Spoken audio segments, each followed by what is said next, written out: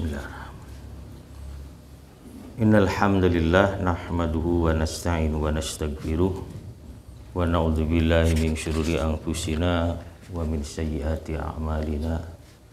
May yahdihillahu fala mudhillalah wa may yudlil fala hadiyalah. Asyhadu an la ilaha illallah wahdahu la syarikalah wa asyhadu anna Muhammadan abduhu wa rasuluh. Amma ba'd. Assalamualaikum warahmatullahi wabarakatuh.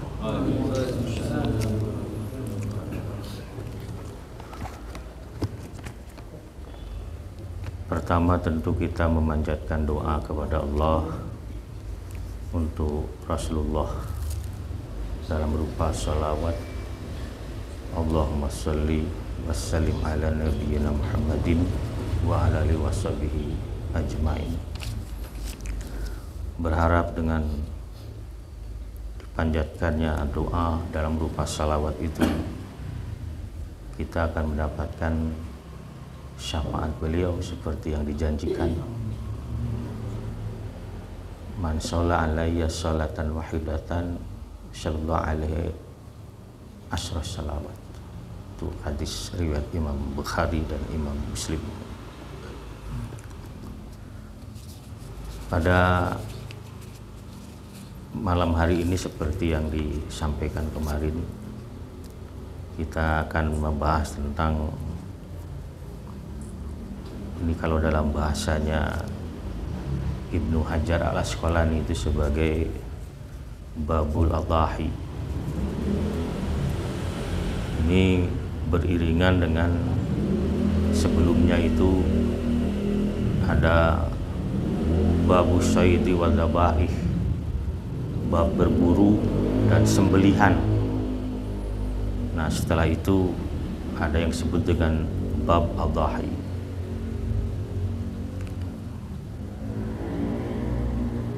Nah, ini menjadi pembahasan yang perlu di setiap tahun karena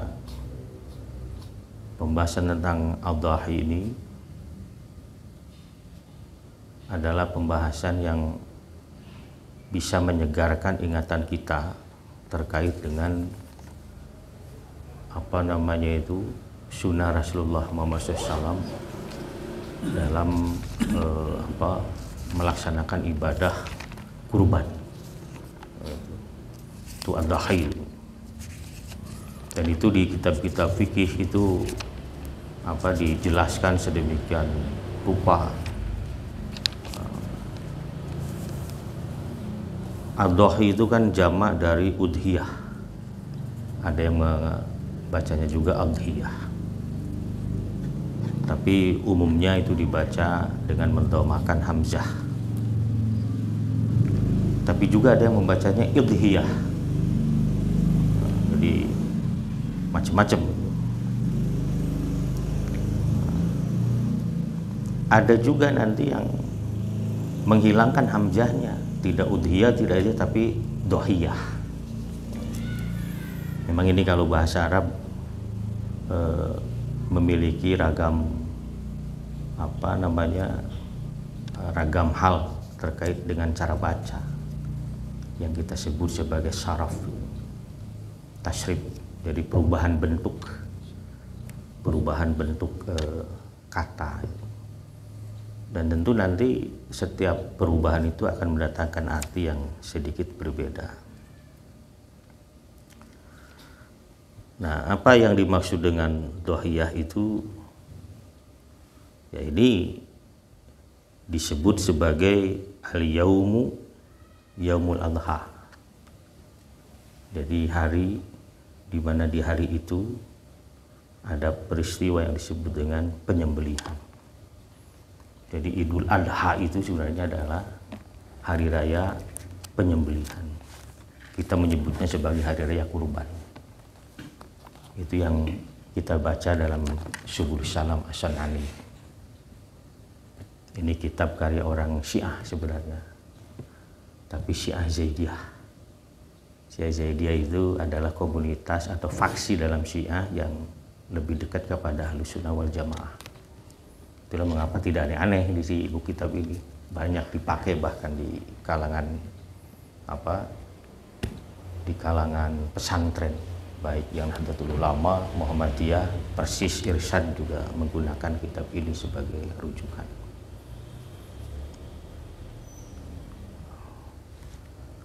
Ini saya tulis ini sudah beberapa hari, mungkin ada 4 hari yang lalu lah. Tadinya mau dibuatkan PowerPoint-nya, cuma kebetulan tadi harus ke Lembang, harga. Lembang jadi tekabur deh. Malah ya rengsenan nembe Pak Hadi setengah genep. Jadi tersempat di Kukumaha. Ini saya ringkaskan ada 17 halaman mungkin itu. Saya belum sempat juga memberi halamannya ini. Ya. Yang lamanya apa? Yang lamanya itu mencari dalilnya. Nyari sekedar ini mah ya cepat selesai, tapi kan harus dicari dalilnya. Karena ada beberapa persoalan dalam kurban itu memang yang seringkali setiap tahun sok aya we gutrengna dina bab nu eta misalnya gitu. Tapi kita dahului dengan apa yang menjadi landasan kurban itu. Ayatnya pendek, tidak panjang. A'udzubillahi minasyaitonirrajim. Bismillahirrahmanirrahim. Inna a'tayna kal kautsar. Fasholli li rabbika wanhar. Inna syani'aka wal abtar. Sesungguhnya kami telah memberimu banyak nikmat. Al-Kautsar itu nikmat yang amat sangat banyak. Ada juga yang memaknai Al-Kautsar sebagai telaga. Telaga Rasulullah, haudnya Rasulullah. Yang kelak nanti itu akan menjadi tempat di mana para pendosa dari umat Nabi Muhammad itu dibersihkan di telaga Al-Kautsar. Jadi kami telah memberimu Al-Kautsar, nikmat yang amat sangat banyak. Para ulama umumnya memaknainya seperti itu, menafsirkannya. Karena nikmat yang amat sangat banyak itu tentu yang diminta oleh Allah itu adalah bagaimana kamu menyikapi nikmat itu. Yang banyak itu. Tentu perintahnya jelas kan, bersyukur kepada Allah. Wujud syukurnya apa? Bukan sekedar mengucap terima kasih dengan mengata alhamdulillah wa syukrulillah, bukan semata itu. Itu mah anak kecil juga bisa. Alhamdulillah, syukur ya itu bisa anak kecil juga. Tapi tentu lebih daripada itu yang diminta adalah komitmen untuk melaksanakan taat kepada Allah. Itulah mengapa kemudian disusul dengan kata-kata fasholli. Maka salatlah kamu. Karena kan khitabnya ini kepada Nabi Muhammad. Inna a'tayna ka itu kepada Nabi Muhammad. Maka sholatlah kamu. Wanhar. Dan menyembelihlah. Kata nahrun itu ini. Naon itu teh? Beheung. Mun anu salat. Allahu Akbar. Luhur teuing eta. Wa wadu ayadul yumna ala sadri, di dada, ulu hati. Itu. Fasholli li rabbika wanhar. Salatlah kamu kepada Rabbmu. Dan apa tadi? Wanhar. Menyembelihlah. Inna syani'aka wal abtar. Maka dipastikan orang yang membencimu itu akan berputus asa. Jadi ketika kita berkomitmen untuk melaksanakan taat, meskipun orang-orang yang tidak suka itu mengganggu kita, mereka sendiri yang kelak akan berputus asa. Mengapa? Karena istiqomahnya kita melaksanakan taat. Jadi untuk membuat orang lain itu putus asa, tekudu sarwana. Gitu. Nyarek, orang milu nyarekan, sarwana itu. Sarwa galona, sarwa liurna itu. Tong sarwana. Nah, sebagian ulama ahli tafsir mengatakan yang dimaksud dengan menyembelih hewan adalah menyembelih hewan kurban setelah salat Id. Ini kalau kita baca Al-Maraghi, Ibnu Katsir, bahkan kitab tafsir yang lama itu At-Tabari, Ibnu Jarir At-Tabari memaknainya pun sama seperti itu, bahwa yang dimaksud dengan menyembelih itu adalah menyembelih hewan setelah salat Idul Adha. Ini pendapat dari tabi'in seperti Qatadah. Qatadah itu Pak Edi sejak lahir dia buta, tidak melihat. Tapi dia menjadi ahli tafsir, menjadi ahli hadis, menjadi ahli fikih. Jadi bagaimana itu orang tuanya mendidik dia? Sehingga dengan modal tidak melihat, tapi justru beliau menjadi seorang ahli ulama yang luar biasa. Kemudian juga Atha, ya, Atha ini dikenal sebagai tabi'in yang sangat rasionalistik, jadi sangat rasional. Juga Ikrimah. Ini tiga orang ini berguru juga kepada Abdullah bin Abbas, kepada Abdullah bin Mas'ud. Ini kita bisa baca dalam Taisir Alam dan Tadul Ahkam. Nah, dalam kajian fikih, hewan kurban biasa disebut dengan al-udhiyah. Udhiyah. Nah, yang dalam bentuk jamaknya disebut adhahi, itu yang tadi saya sebutkan. Jadi udhiyah, jamaknya adhahi, atau dibaca tadi apa? Idhiyah, atau dibaca dohiyah, itu sama. Itu. Apa yang dimaksud dengan udhiyah itu?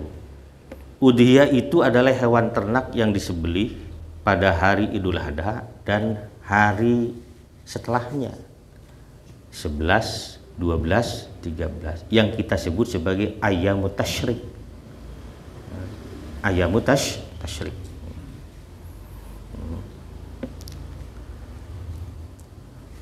Nah, apa yang menjadi keutamaan? Kita berbicara tentang keutamanya dulu. Ini ada hadisnya panjang, ya. Intinya begini, bahwa hewan yang kita kurbankan itu tentu kelak akan menjadi saksi yang akan mendatangkan kebaikan kelak di akhirat ketika kita berhadapan dengan Allah. Bahkan disebutkan di sini bahwa tanduk, bulu, dan kuku, mereka semua itu nanti akan datang memberikan kesaksian bahwa aku ini adalah pernah menjadi simbol ketaatan si A, si B, si C, dan seterusnya. Ini kita bisa baca dalam Sunan Tirmizi nomor 1413. Nah, ini hadisnya panjang, ya. Di sini bahkan disebutkan lah, ya, boleh saya bacakan ujungnya saja ini, bahwa fil udhiyati li sahibiha bi kulli sya'aratin hasanatun wa yurwa bikuruniha. Jadi setiap apa tuh? Lembar apa ya? Kalau bulu lembar atau apa itu? Pokoknya setiap helai, naon lah pokoknya gitu. Pokoknya setiap bulu itu ada kebaikan di sana. Bahkan setiap tanduk dan kukunya itu ada setiap kebaikan. Bayangkan itu, lamun mencit domba atau kambing, eta dihitung bulunya seberapa. Ini setiap helai bulunya itu ada kebaikan disebut. Di sini disebutkan jelas bikuli sya'rah. Setiap helai rambutnya itu hasanah, ada kebaikan di sana. Ya, komo ngitung buluna sapi ini germaletik. Nah, itu. Mbe Jawa jeung domba gimbal, kumaha eta ngitungna. Baik, kita teruskan ya. Itu. Jadi ini kita maraton saja sebab nanti ini akan saya bagi. Mungkin saya bagi tidak lamun bentuk filenya tenanon ya lah ya. Nanti saya sudah siapkan ini. Jadi nanti saya akan sisihkan, nanti dibaca saja di rumah. Nama Bandungan Sukardi ngadongeng lah gitu. Nah, itu. Ini ada banyak, ya. Nah, hukum kurbannya, nah ini hukumnya ini. Ada pendapat yang pertama bahwa wajib bagi orang yang berkelapangan. Wajib bagi orang yang berkelapangan. Berkelapangan itu apa? Ya orang yang memiliki kemampuan untuk berkurban. Ya.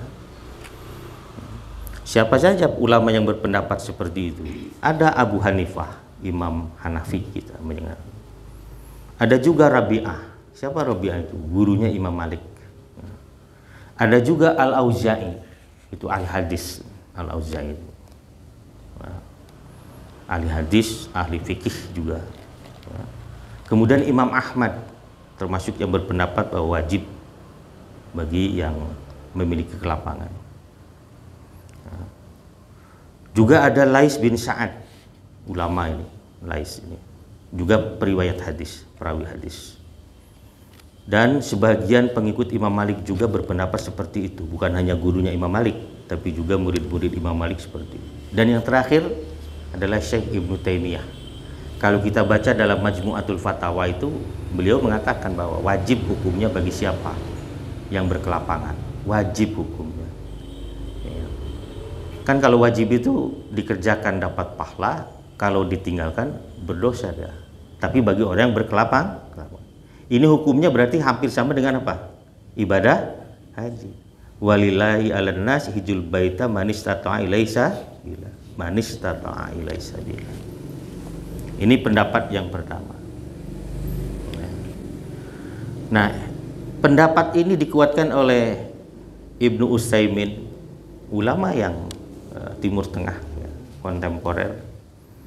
Saya Utsaimin ini gurunya guru saya, Pak Kiai Muhammad Lutfi Fatullah. Beliau itu berguru kepada Syekh Utsaimin, juga kepada Syekh Mukbil, ahli hadis kedua beliau. Nah, kata Syekh Utsaimin ini bahwa pendapat yang menyatakan wajib itu tampak lebih kuat daripada pendapat yang menyatakan tidak wajib. Ini pendapat siapa tadi? Syekh Utsaimin. Merujuk kepada pendapat-pendapat yang tadi tuh. Abu Hanifah, Rabi'ah, Ibnu Taimiyah, kemudian murid-muridnya Imam Malik, Lais, dan seterusnya. Nah, dalilnya apa? Nah, ini seperti yang tercatat dalam Sunan Ibnu Majah 3114. Nah, mengapa saya sebutkan nomor hadisnya? Karena begini, saya kan dapat ini di aplikasi. Setiap aplikasi, bahkan dalam setiap kitab itu bisa berbeda-beda, Pak, itu nomornya itu. Tergantung penerbit. Nah, jadi mengapa saya sebutkan nomornya itu? Sebab di sini nomor berapa, yang di sana mah beda lagi nomornya. Sebab begini, penerbit itu seperti saya begini. Orang berpendapat bahwa dalam kitab Imam Bukhari itu ada 7.000 bitikrar dengan pengulangan. Setelah saya hitung jumlahnya tidak lebih dari 4.000. Imam Muslim pun sama demikian. Tergantung nanti.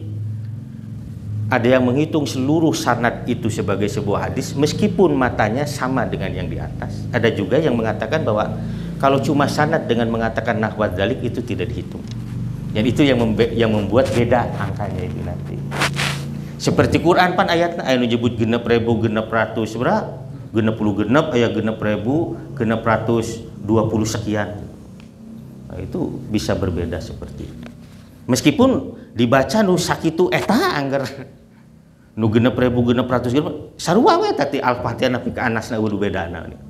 Cuma nanti dalam hal pemenggalan ayat itu yang membedakannya itu nanti. Contoh dalam Fatihah. Ayatnya nyebut bismillah itu bagian dari Fatihah. Nah, itulah mengapa dibaca bismillahirrahmanirrahim dan seterusnya. Ada yang mengatakan bismillah itu tidak bagian dari Fatihah. Tapi tetap angka nama 7 ayat. Ngan bedana teh anu teu ngasupkeun bismillah jadi bagian Fatihah, nyebut ghairil maghdubi alaihim adalah satu ayat. Tapi yang menyebut basmalah menjadi apa tadi? Satu ayat, maka ghairil maghdubi alaihim waladdallin itu bagian dari siratal ladzina an'amta alaihim ghairil maghdubi alaihim waladdallin. Nah, mengapa saya kan kadang-kadang membaca kadang dipenggal, kadang disatukan. Supaya itu pasnya sarua itu maksudnya mah. Gitu. Sebab di mana tuh di Kalimantan kalau tidak salah di YouTube nepikeun ka imam diusir ku makmum gara-gara beda. Nah, kita mah enggak usah lah begitu apa-apaan ini. Nah, itu. Hari Kardi baca bismillah cuma tidak dijaharkan saja. Nah, Sebab dalam Sahih Imam Muslim itu disebutkan la yajharuna bil basmalah. Nah, bahwa para sahabat Nabi itu tidak menjaharkan basmalah. Jadi bukan berarti tidak membaca. Meskipun memang ada pendapat yang mengatakan tidak membaca juga tidak menjadi sholat. Gitu. Jadi ngan aya nu kieu, tapi eta mah rasa. Oh, atuh meuni koret-koreting atuh saruakeun cenah ditarikeun jadi begitu. Timbang maca bismillah mun siga nu pendit gitu. Lain gitu, hukuman teh kitu gitu. Berbicara. Jadi kita ikuti Nabi sajalah. Kalau Nabi menjaharkan, jaharkan. Nabi tidak menjaharkan, tidak menjaharkan. Nabi pernah melakukan keduanya? Iya. Titik geus teu kudu pasehat gitu. Ada orang sok kekukuh. Salah. Terus anu maca siratal ladzina an'amta 'alaihim ghairil maghdub. Oh, salah eta. Kuduna dipenggal. Nu hiji, oh bid'ah eta kuduna dihijikeun. Padahal ingat, itu qiraahnya memang berbeda. Qiraah Hafs, qiraah Ibnu Katsir dan seterusnya bisa berbeda. Itu nanti Ustadz Mukhlis bertanggung jawab itu kepada santri untuk mengajari qiraat itu nanti. Qiraatu sab'ah itu. Qiraah yang 7 itu bisa berbeda-beda. Nah, kita teruskan ya. Nah, dalilnya apa? Mangkana lahu sa'ah. Siapapun, man itu siapapun. Karena keadaan lahu bagi dia sa'atun, punya keleluasaan. Artinya siapapun yang memiliki keleluasaan.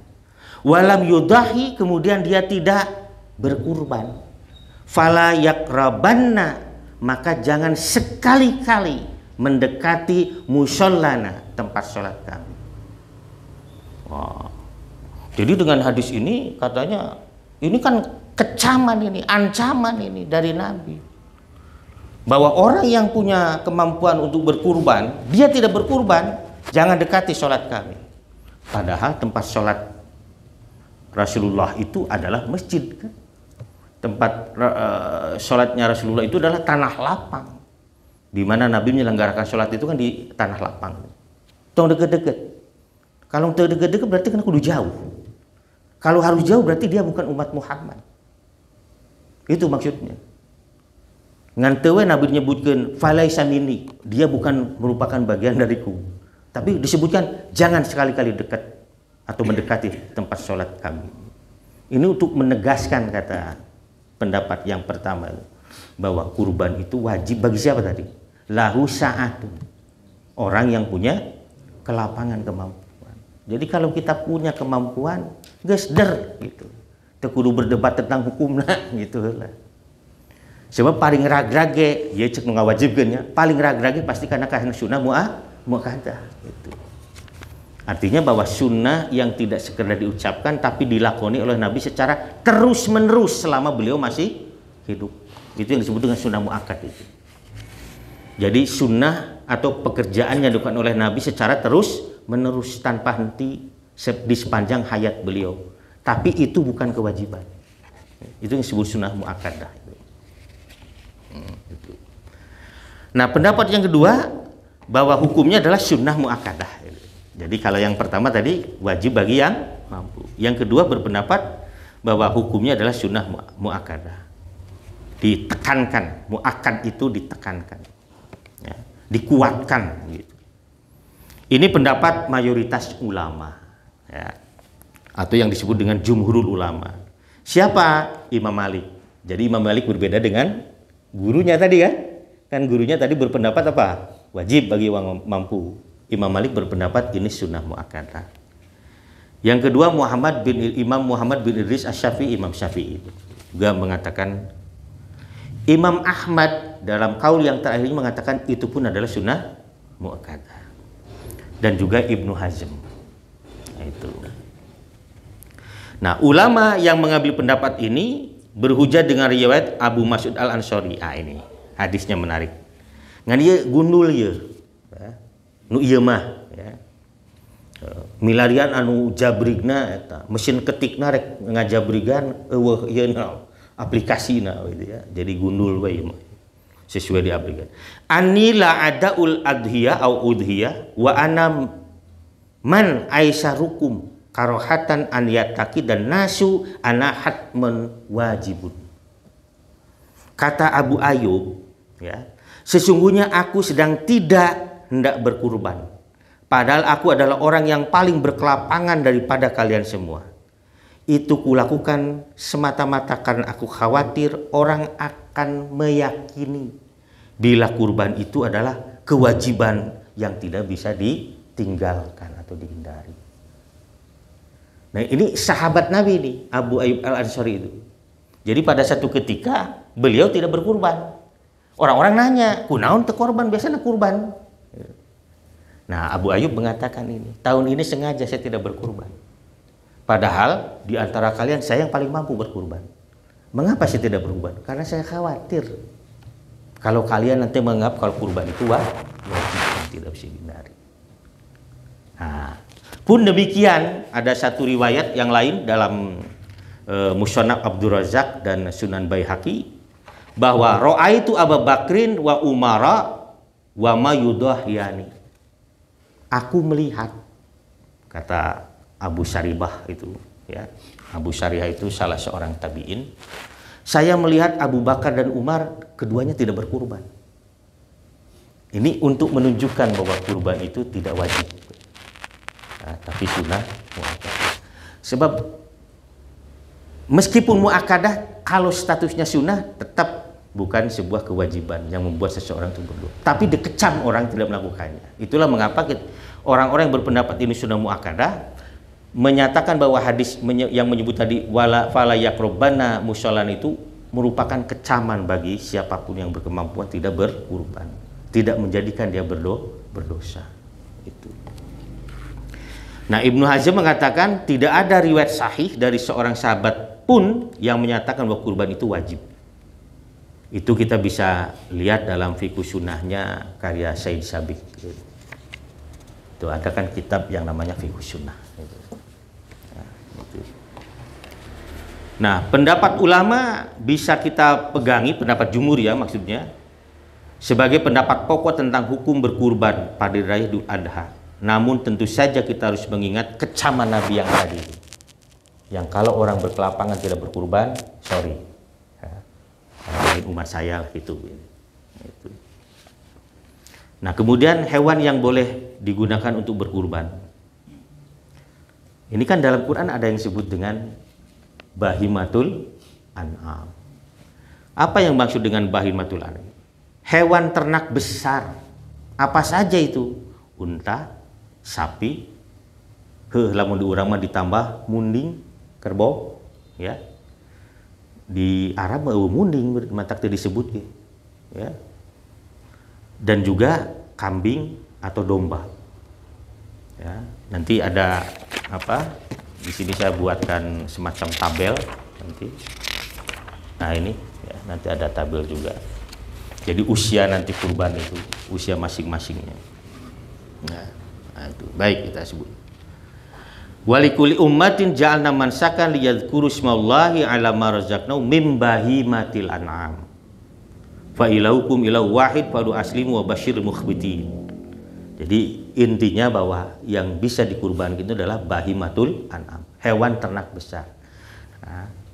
Nah, hewan ternak besar itu kemudian oleh para ulama sesuai dengan apa yang dilakukan oleh Nabi, yaitu tadi unta, sapi, kambing atau domba. Ngan munding diasupkeun sebab itu bagian dari hewan ternak besar. Kuda tidak termasuk. Itu. Nah, Syekh Ibnu Utsaimin mengatakan bahkan jika seandainya ada orang yang berkurban dengan jenis hewan lain yang lebih mahal daripada jenis ternak yang tersebut tadi, maka kurbannya tidak sah. Jadi lamun aya gajah gitu, gajah, pan gajah lebih gede, ting lebih mahal, lebih murah gajah itu ya. Oh, misalnya, gajah yuk, besarnya lebih, dagingnya juga bakal tonan gitu. Tapi tetap itu tidak bisa diterima, karena itu bukan bagian dari hewan ternak. Hewan ternak besar, jadi hewan yang diternak, yang digembalakan, yang diasuh, dipelihara lah begitu. Itu bahimatul an'am. Nah, terkait kuda memang ada diskusi ya di kalangan para ulama, tapi ulama mengatakan tidak termasuk yang bisa digunakan untuk berkurban. Nah, itu.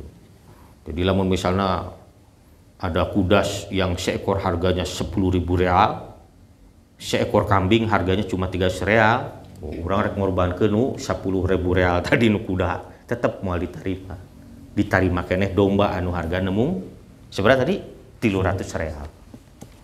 Ya kalau di kita berapa itu? Nah, kan 1 real itu 3.000 berapa sekarang ya? 3.000-an lebih ya? 4.000 sekarang. Waktu saya ke sana masih 2.000 lebih ya, sekarang sudah 4.000. Nah, itu ya contohnya. Nah, kemudian yang sapi itu memang apakah ada dalil? Ada. Karena Nabi ketika haji wada itu di tahun yang ke-9 Hijrah itu Nabi ya, itu beliau menyembelih hewan kurban itu untuk istri-istrinya dengan sapi. Ini bisa kita baca dalam Sahih Bukhari. Ya. Di sini disebutkan Siti Aisyah sendiri bahkan yang meriwayatkannya itu. Ya. Di sini disebut wadoha Rasulullah SAW an-nisaihi bil bakar. Jadi Nabi itu menyembelih hewan kurban ketika itu dengan untuk istri-istrinya ya. Itu adalah dengan sapi. Ya. Jadi sapi termasuk. Nah, ulama memang terkait dengan kerbau. Nah, kerbau ini ada diskusi di kalangan para ulama fikih. Simpulnya munding disarwakeun jeung sapi gitulah. Gitu. Nah, pertanyaannya adalah ada orang kurban itu 1 ekor kambing untuk 1 keluarga bisa enggak? Ya bisa.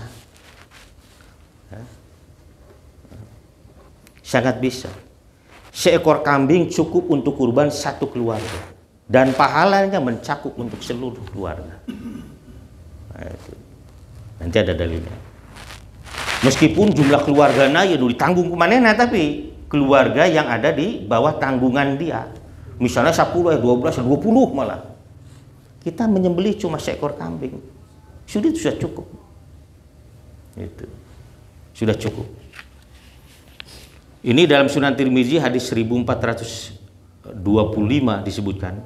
Kaifa kanat dohaya ala ahdi Rasulullah SAW. Ini ceritanya Abu Ayyub Al-Ansari itu yang tadi tidak kurban karena takut kurban dinyatakan wajib. Nah, beliau itu ditanya, ya, kaifa kanat dohaya ala ahdi Rasulullah. Bagaimana sih prosesi kurban atau pengurbanan atau penyembelihan di zaman Nabi itu? Apa jawab Abu Ayyub Al-Ansari? Kana rajulu yudahi bisyati anhu wa an ahli baitihi. Seorang laki-laki, maksudnya seorang suami, kepala keluarga, itu menyembelih bisyati 1 ekor kambing saja. Anhu darinya, maksudnya dari dirinya, wa an ahli baiti dan dari keluarga. Fayakuluna wa yut'imuna. Dan itu sudah terjadi, mereka kemudian makan dari dari kambing yang disembelihnya itu. Hatta tabahan nas, sampai kemudian orang menjadi berbangga-bangga untuk memberikan kurban. Wah, tadi tuh 1 ekor sapi yang bunuh dan seterusnya.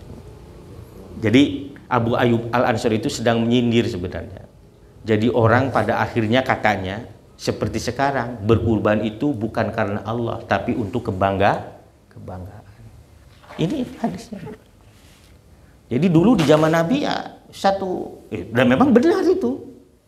Saya baca hadis-hadisnya itu 1 keluarga 1 kambing. Itu. 1 keluarga 1 kambing, 1 keluarga 1 kambing. Nabi pernah memang seperti tadi ketika Haji Wada menyembelih apa tadi? Sapi begitu untuk istrinya. Tapi Nabi nanti diceritakan itu menyembelih 2 ekor kambing. Bahkan mengatasnamakan dirinya dan juga umatnya. Hatta tabahan nas katanya. Sampai fasyarat kamataro, sampai seperti yang kamu lihat sekarang ini. Orang menjadi berbangga-bangga dengan kurban. Dengan hewan kurban yang disembelihnya. Orang mati ngali. Coba sekarang kan di TV ya, Pak Adik itu. di media sosial di YouTube. Artis di mongkun, sapu segede nau. Yang 2 ton, wow jadi kebanggaan gitu. Itu rusak itu sudah. Ya. Nah itu di zaman hari ini ketika media sosial itu sedemikian masif itu, orang menjadi rentan ria kan itu, rentan ria, rentan berbangga itu dan seterusnya. Dipotokeun, di-sharekeun.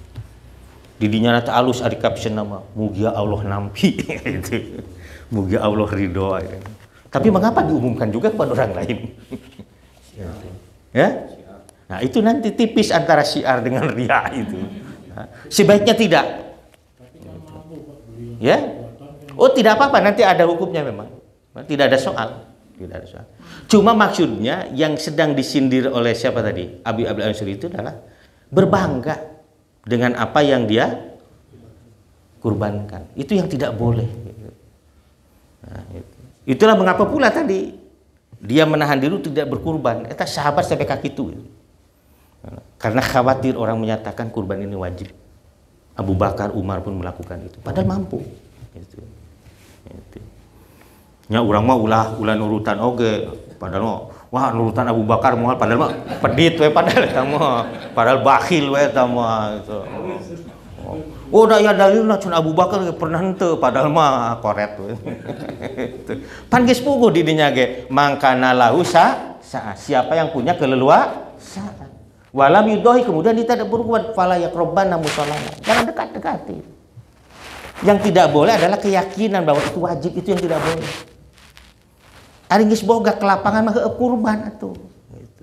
Ulah nurutan Abu Ayyub Al-Ansori atau Abu Bakar dan Umar, imanna geus luar biasa maneh. Anu pabelit antara kikir jeung nyontok ka sahabat cenah bahasana gitu. Bakhil itu. Baik. Nabi berkurban untuk seluruh keluarganya dan seluruh umatnya ya. Ini ada 2 kali kata seluruh. Ini dalam Sunan Abu Daud. An Aisyata radhiyallahu anha anna Rasulullah sallam amaro bi kabshin. Nabi kata Siti Aisyah memerintahkan untuk mendatangkan 1 ekor domba ya, yang bertanduk dan berwarna hitam. Ya. 1 ekor ya. Fa utiya bihi kemudian diberikan kepada beliau fadhaha bihi kemudian beliau sembelih. Itu. Dan ketika menyembelih beliau mengatakan bismillah Allahumma taqabbal min Muhammadin wa ali Muhammadin wa min ummati Muhammadin summa doha bi sallallahu alaihi wasallam. Itu nanti ada doa apa yang harus dibaca ketika kurban. Kan saya sudah bilang ya, ini agak lama pasti. Ya, janjinya tong protes ya, lebih ke jam salapan gitu. Nah, itu. Baik.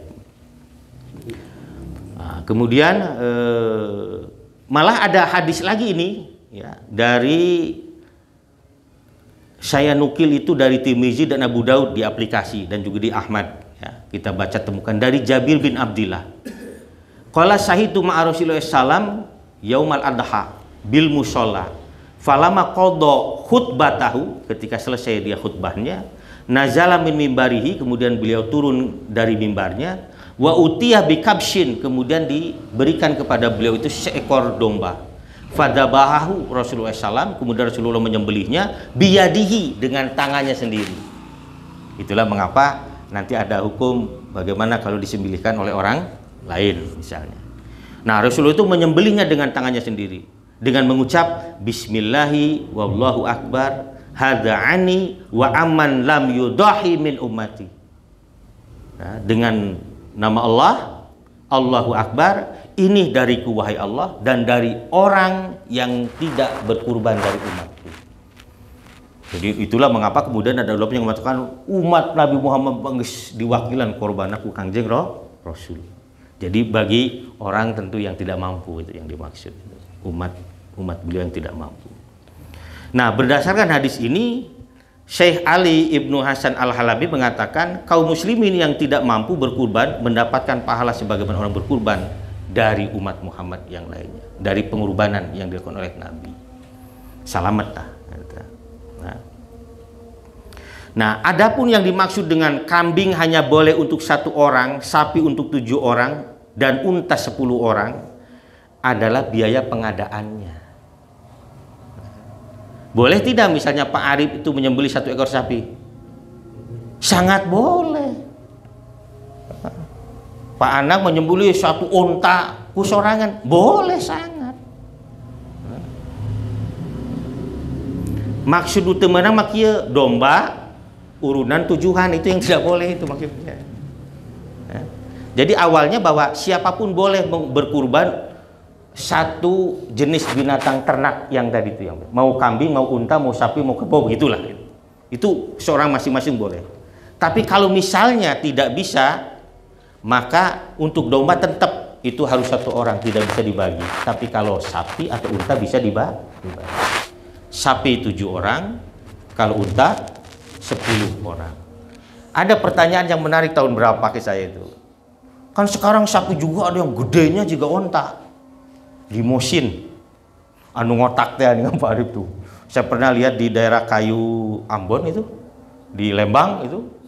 Oh, atau sapi juga namanya ngotak itu gede. Itu apakah bisa oleh 10 orang? Saya sempat berpikir dan sampai hari ini saya masih ragu kalau ditanya itu.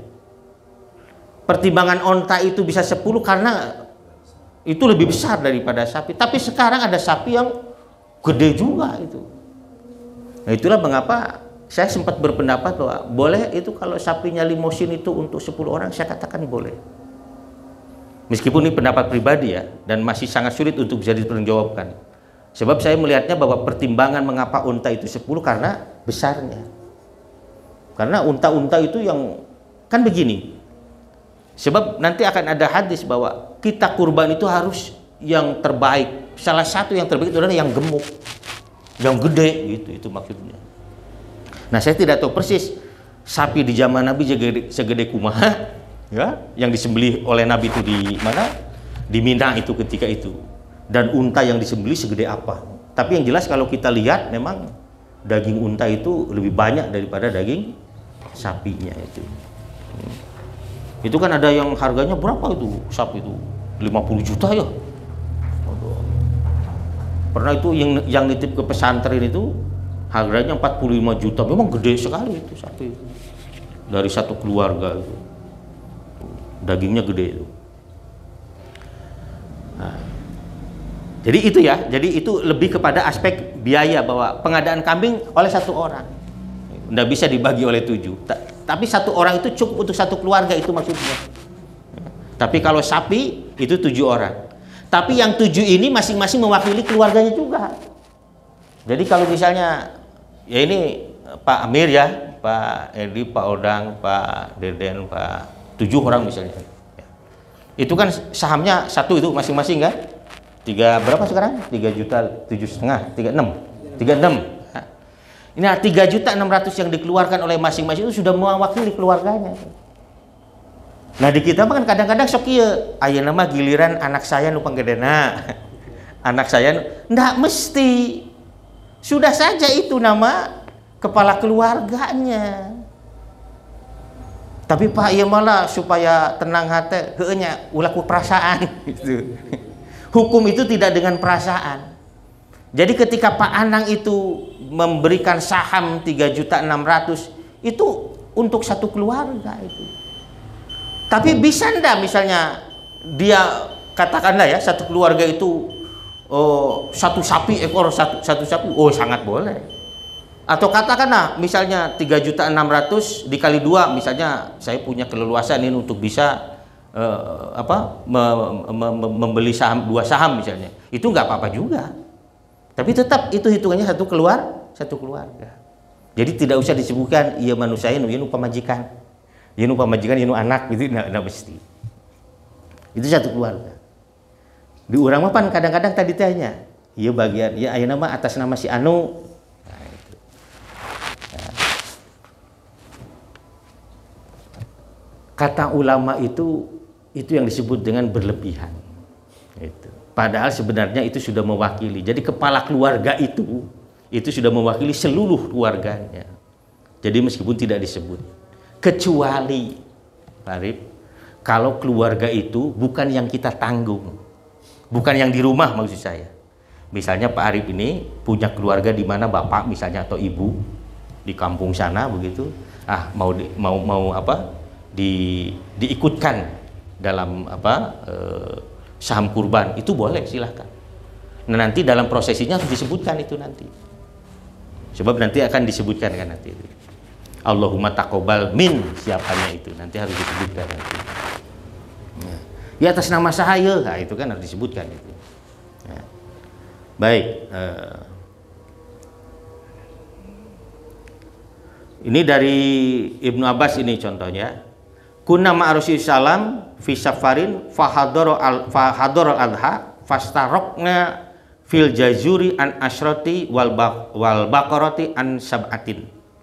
Jadi ini yang tadi saya sebutkan tentang apa namanya itu saham ya, saham kurban. Kami bersama Rasulullah SAW dalam suatu perjalanan, kemudian beliau mendatangi hewan kurban. Maka kami turut berkurban dengan seekor unta betina untuk 10 orang dan seekor sapi untuk 7 orang. Ini riwayat Imam Ibnu Majah ini. Ini dalilnya mengapa tadi sapi 7 orang, yang unta 10 orang. Kalau mau udunan, areku sorangan, aduh suenu ayah. Boleh, nggak apa-apa. Sebab Nabi juga kan pernah dengan unta. Gitu.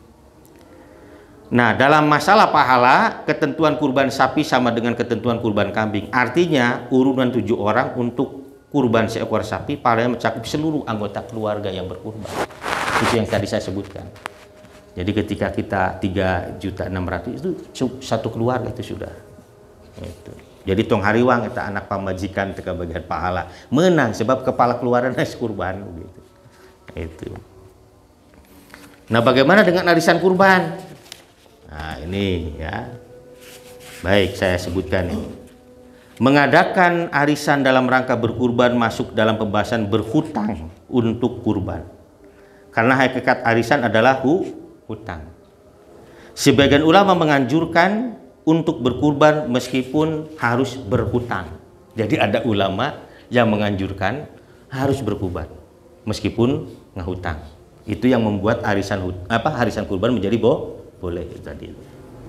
Di antaranya adalah Imam Abu Hatim sebenarnya dinukil oleh Ibnu Katsir dari Sufyan Ats-Tsauri dalam tafsir Ibnu Katsir. Nah, ini kata Sufyan ya. Dulu Abu Hatim pernah berhutang untuk membeli unta kurban. Beliau ditanya, "Kamu berhutang untuk beli unta kurban?" Beliau jawab, "Saya mendengar Allah berfirman, lakum fiha khair." Kamu memperoleh kebaikan yang banyak pada unta-unta kurbanmu tersebut.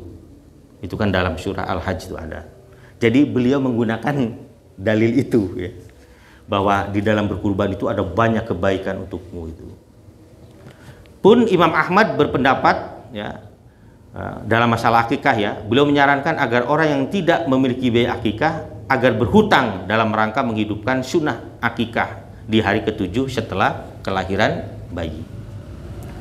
Sementara sebagian ulama yang lain menyarankan untuk mendahulukan pelunasan hutang daripada berkurban. Di antara mereka itu adalah Syekh Utsaimin itu tadi. Syekh Utsaimin mengatakan, jika orang punya hutang maka selayaknya mendahulukan pelunasan hutang daripada berkurban. Karena kan membayar hutang hukumnya wajib. Kurban itu hukumnya itu saja yang harus dicatat. Bahkan beliau pernah ditanya tentang hukum orang yang tidak jadi kurban karena uangnya diserahkan kepada teman yang sedang terlilit hutang. Dan beliau menjawab, jika dihadapkan dua permasalahan antara berkurban atau melunaskan hutang orang fakir, maka lebih utama melunasi hutang orang fakir.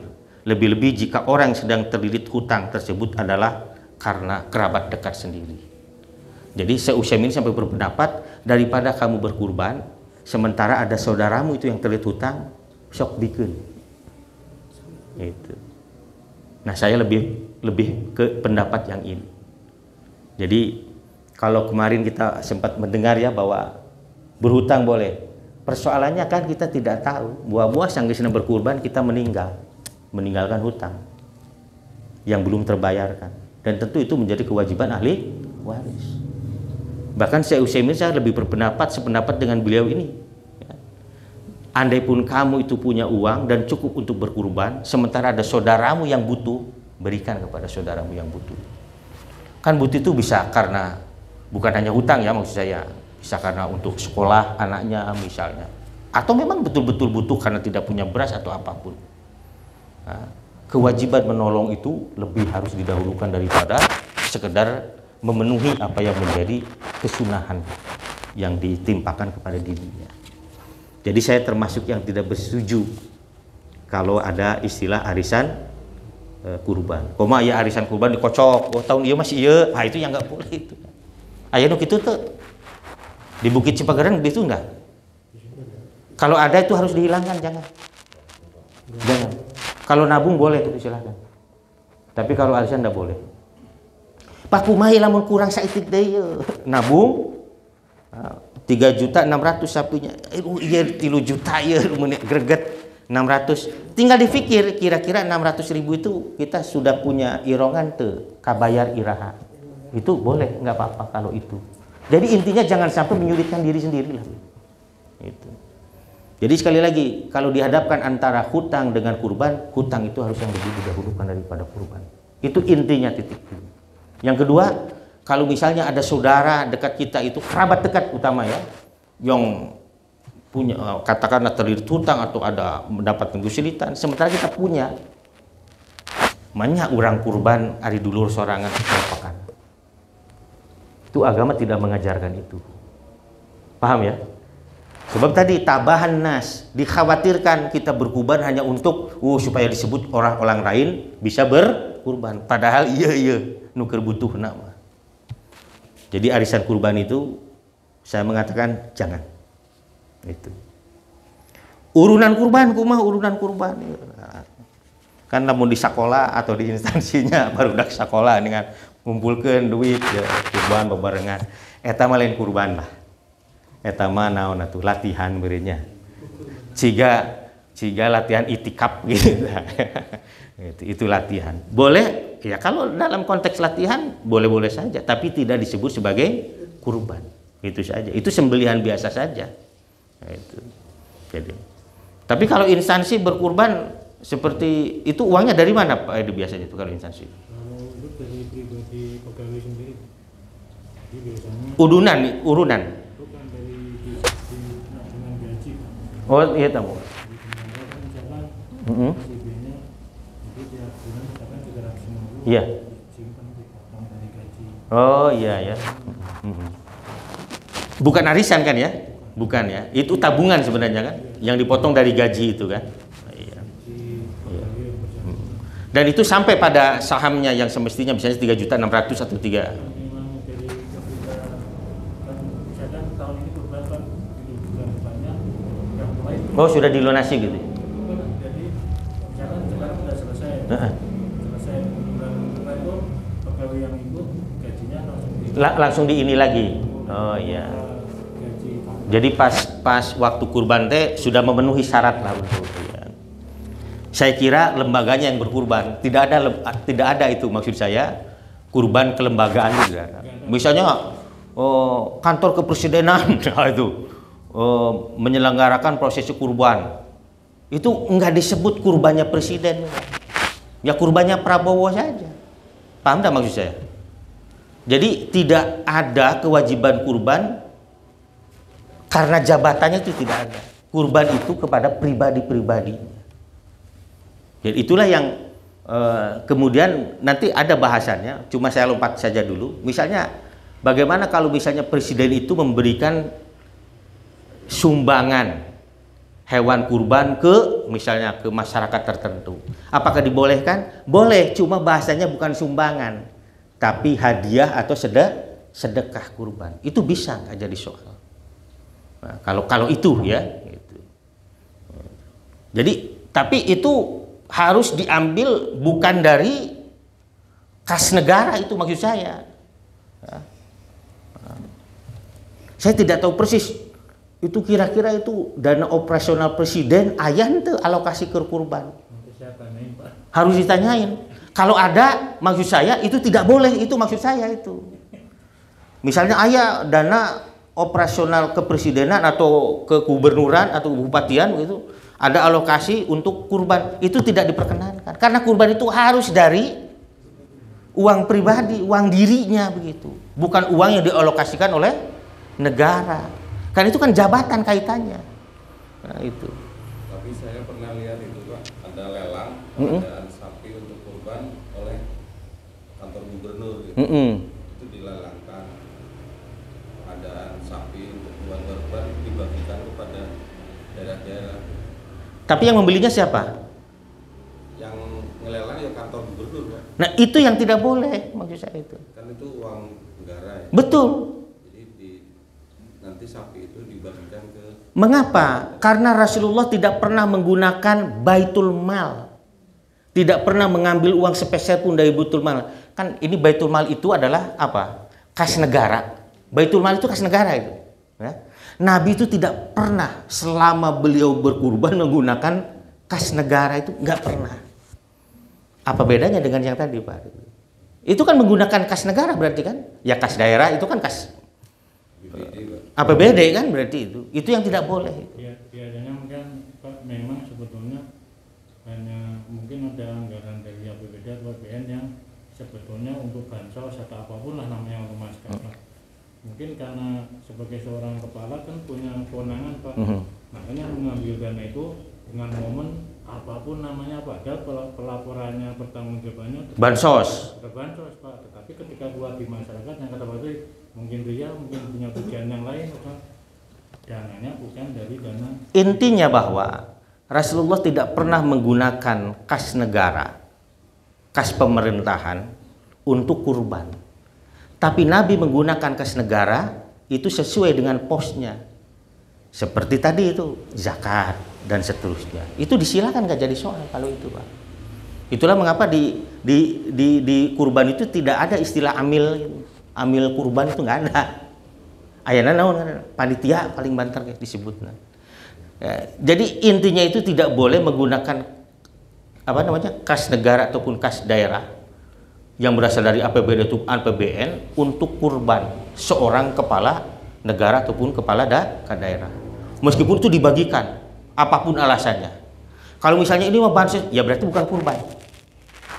Paham nggak maksudnya? Kurban itu pribadi-pribadi, bukan karena jabatannya itu.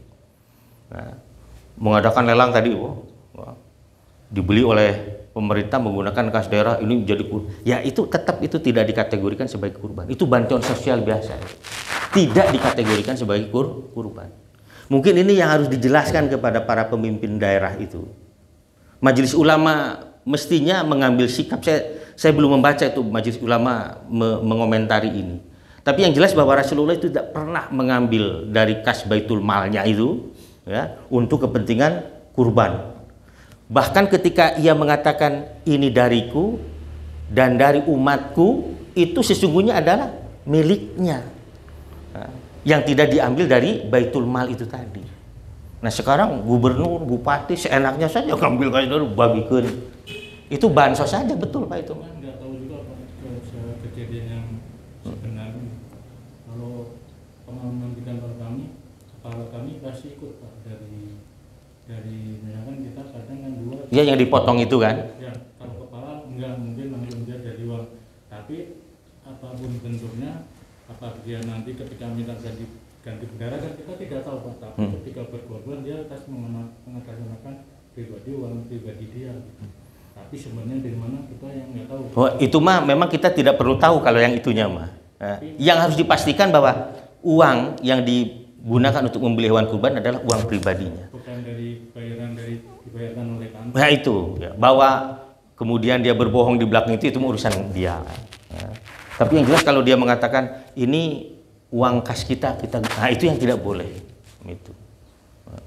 Tamang mendingan guys meuli ka pasar pugu-pugus di kiloan pasikeun gitu ya. Jadi ini yang harus dicatat ya. Jadi tidak boleh apa tadi menggunakan kas daerah ataupun kas negara itu untuk kurban atas nama jabatan. Kurban itu pribadi-pribadi. Nah, itu saya perlu menekankan ini ya. Nah, itu urunan kurban tadi ya. Jadi yang sekolah itu belajarlah. Berkurban atas nama orang sudah meninggal. Nah, ini bagaimana nih? Ya, baik.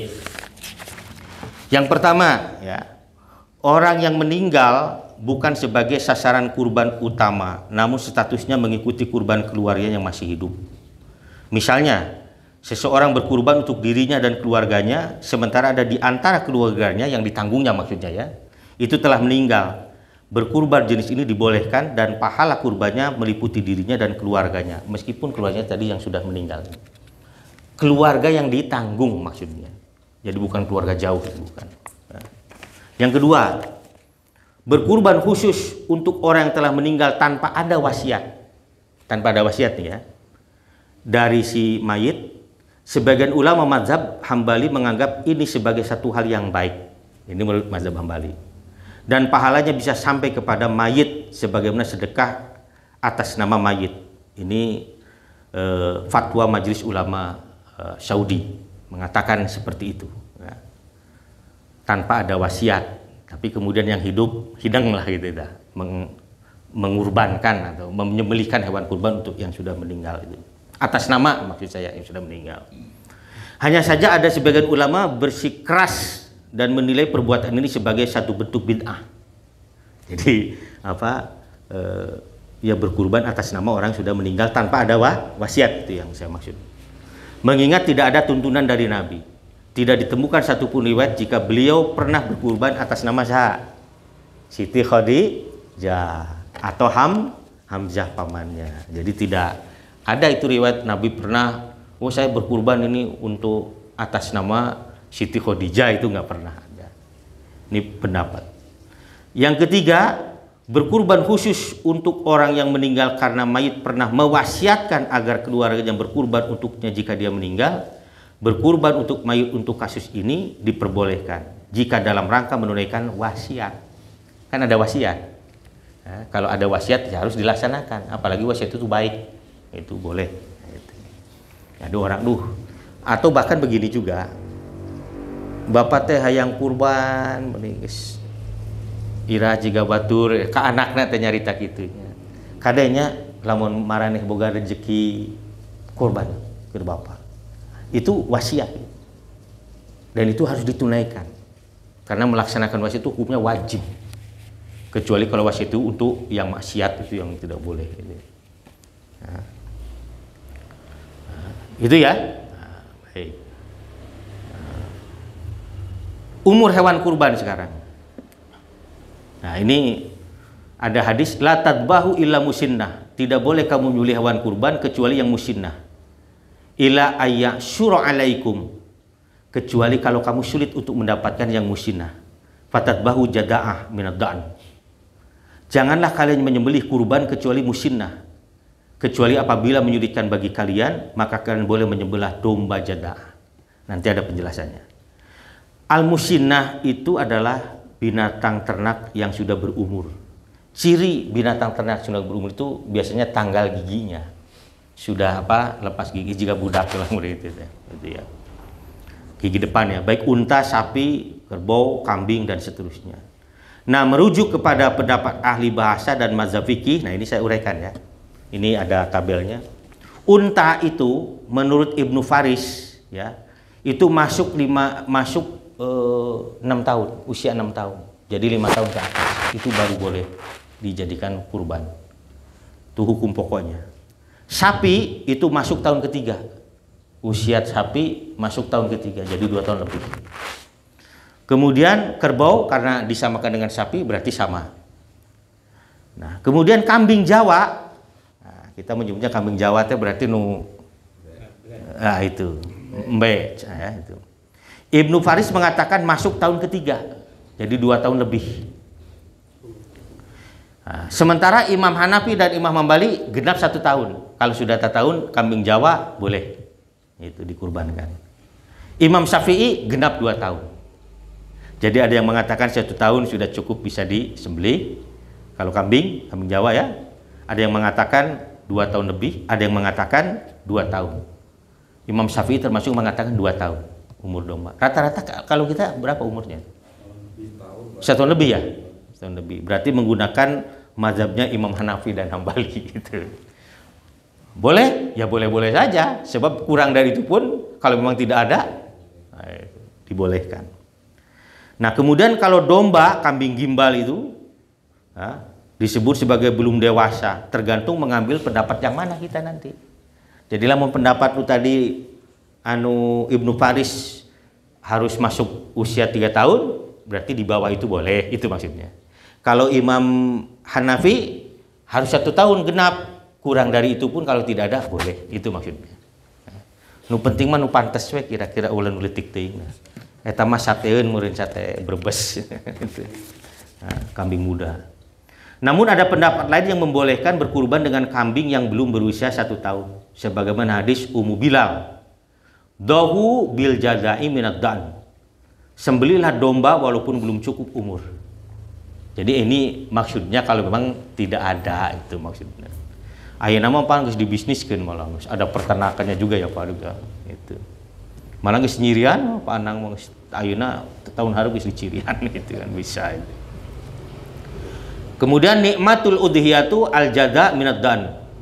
Imam Tirmizi bahkan menyebut bahwa sebaik-baik hewan sembelihan adalah domba yang berumur 1 tahun. Tapi hadis ini dhaif. Nah, hadis ini lemah. Jadi yang benar yang tadi itu, yang musinnah, yang sudah berumur. Yang tadi itu ada yang 1 tahun, ada yang 2 tahun, ada yang mengatakan 3 tahun. Kalau kambing itu. Nah, cacat hewan ini.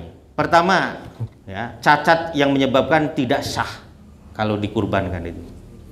Pertama, buta sebelah dan jelas sekali kebutaannya. Jadi buta sebelah, buta pisan. Nah, itu tidak boleh dikurbankan. Jika butanya belum jelas, ya istilah itunya. Jika butanya belum jelas, orang yang melihatnya menilai belum buta, ya, ada sangkaan dari kita bahwa dia belum buta. Atau misalnya rabun, itu katanya masih boleh untuk dikurbankan. Tapi kalau yang jelas-jelas buta itu tidak boleh. Yang kedua, sato anu gering, hewan yang benar-benar sakit. Ya sakitnya bisa apa tuh? Kamari mah non ribut tahun biasanya lamun usum Idul Adha ya nama ribut tapi antrak tuh biasanya unggal tahun ribut antrak gitu. Ya Pak? Iya itu ya. Pokoknya penyakit mulut dan kuku ya itu. Wah, itu. Tentu ahli lebih tahu lah apa madarat yang bisa ditimbulkan kalau hewan itu sakit kalau dikonsumsi kan gitu. Itu para ulama juga mengatakan tidak boleh dijadikan kurban. Ketiga, pincang. Pincang yang benar-benar pincang itu. Lain ingkut dia mah, tapi nu engklek gitu tah. Itu yang satu kakinya itu apa? Misalnya sebatas ini tidak ada itu tidak boleh. Ya. Tapi kalau cuma ingkut ya, misalnya rada ditakol ku batur jadi rada ingkut, itu masih bisa gitu.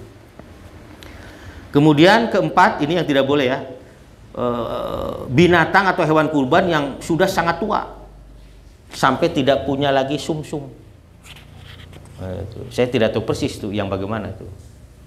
Sapi yang sudah tua, kambing yang sudah sangat tua itu. Pak Ari mungkin tahu itu seperti apa tuh yang tua. Itu memang kalau tua kurus ya pasti ya. Pokoknya udah dagingan lah kemudian gitu ya. Itu tidak boleh. Nah, kemudian yang kedua, cacat yang menyebabkan makruh. Pertama, hewan yang terpotong telinganya, sebagian atau keseluruhannya, itu makruh. Masih boleh, tapi makruh. Ya, jadi bisa disembelih, tapi hukumnya makruh. Jadi harusnya dihindari lah begitu. Yang kedua, tanduknya pecah atau patah. Nah, tapi lamun teuing eta tanahnya teu naon gitulah maksudnya ini. Kalau ada yang sehat ya yang sehat saja. Tapi Pak, eta anu tadi teh menang teh lamun dipencit di ruangnya tepek tetengan kurban entong itu maksudnya gitu ya. Nah, itu. Karena kan kurban persembahan kepada Allah sebenarnya kan itu. Nah, cacat yang tidak berpengaruh pada hewan kurban artinya boleh disembelih ya. Itu adalah cacat yang di luar tadi itulah ya. Yang misalnya bulunya rada kumaha itunya itu mah. Pokoknya yang tidak disebutkan tadi. Nah, kemudian hewan yang disukai itu yang lebih diutamakan. Jadi kalau kita punya hewan peliharaan dan kita suka sekali pada hewan itu, justru itulah yang harus dikorbankan. Mengapa? Kan kurban merujuk pada peristiwa Nabi Ibrahim yang harus menyembelih anak kesayangannya. Itu maksudnya. Jadi kalau kita ini punya peliharaan sapi begitu, dari 3 ini ada 1 yang paling kita cintai, justru itulah yang harus kita korbankan. Tadinya korban itu bener mah itu. Artinya dia mengorbankan egonya, rasanya dan seterusnya. Lain kalau dijual, itu. Justru eta nu kudu dikurbankeun eta. Oh, ieu mah lebar dikurbankeun mah ieu hargana mah. Justru eta. Sebab apa? Karena ada hadis ini, ya. Budak ya yang lebih utama untuk dibeli itu adalah budak yang lebih mahal dan lebih bernilai dari pandangan pemiliknya. Itulah yang harus dimerdekakan. Jadi kalau misalnya ini apa namanya analoginya ke budak. Perbudakan kalau dulu kan ada. Jadi kan ada budak yang mahal, murah dan seterusnya. Nah budak yang termahal itu kalau dimerdekakan itu yang paling utama. Gitu. Nah kurban juga sama. Jadi belilah yang paling mahal kalau bisa. Gitu. Tapi kan di kita rata-rata sudah dipatok Pak ya. Kemampuan kan harinya memang. Ya karena kan kalau urunan nggak mungkin. Pak Ana mungkin ingin harga yang sekian, tapi yang lain kan belum tentu. Jadi itu kesepakatan kan itu akhirnya. Cuma kalau ini mah sendiri nih, ya. Kita punya peliharaan 3 tadi itu, ada satu yang paling disayangi oleh kita, disukai oleh kita karena kehebatannya atau keindahannya. Justru itulah yang harus dikurbankan gitu. Nah itulah kurban yang benar, itu maksud saya itu. Nah, terus apa namanya ikut urunan sapi tadilah sudahlah tidak perlu dibahas lagi ya. Jadi intinya mah urunan sapi, urunan unta itu boleh. Itu. Nah, jantan betina lebih utama yang jantan. Nah, tapi bukan berarti kalau yang betina tidak boleh, tidak juga. Sebab Nabi tidak pernah membedakan itu. Ya. Di sini ada hadis ya dari Sunan An-Nasai, an Ummi Kurzin qalat ataitu Nabi SAW bil Hudaybiyah as'aluhu an luhumil hadi fasamituhu yaqulu alal gulami syatani wa alal jariyati syatun la yadurrukum dzukronan kunna au inasan. Tepaduli rek jantan rek betina pek teh teuing. Itu. Cuma memang para ulama kemudian lebih mendahulukan yang jantan itu pejantan, lamun hayam pejantan.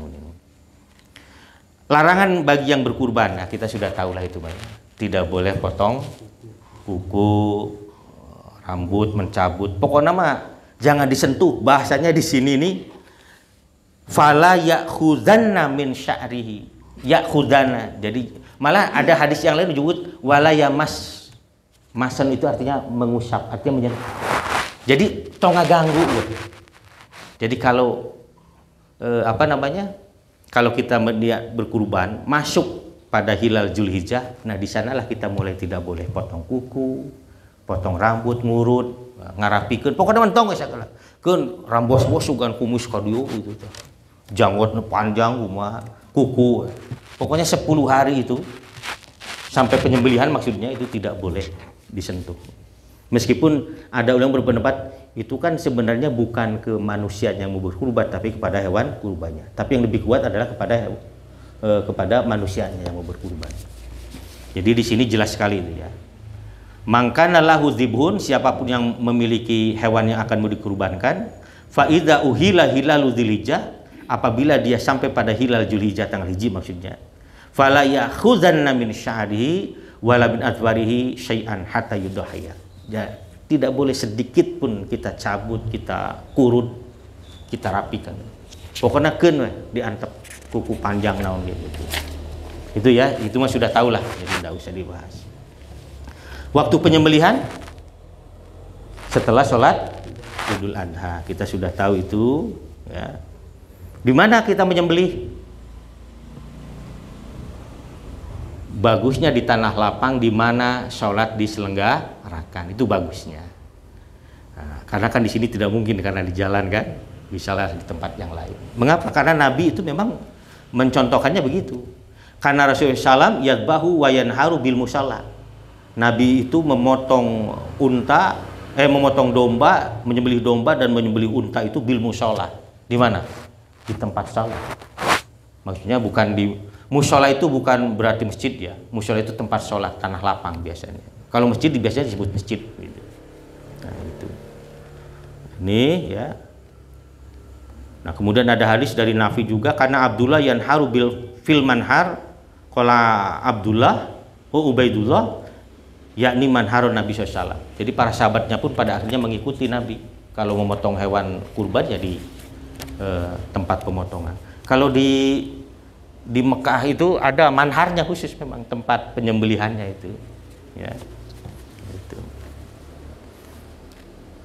Tapi saya tidak tahu kalau yang haji biasa itu menyaksikan tidak Pak di waktu kemarin? Perwakilan Pak.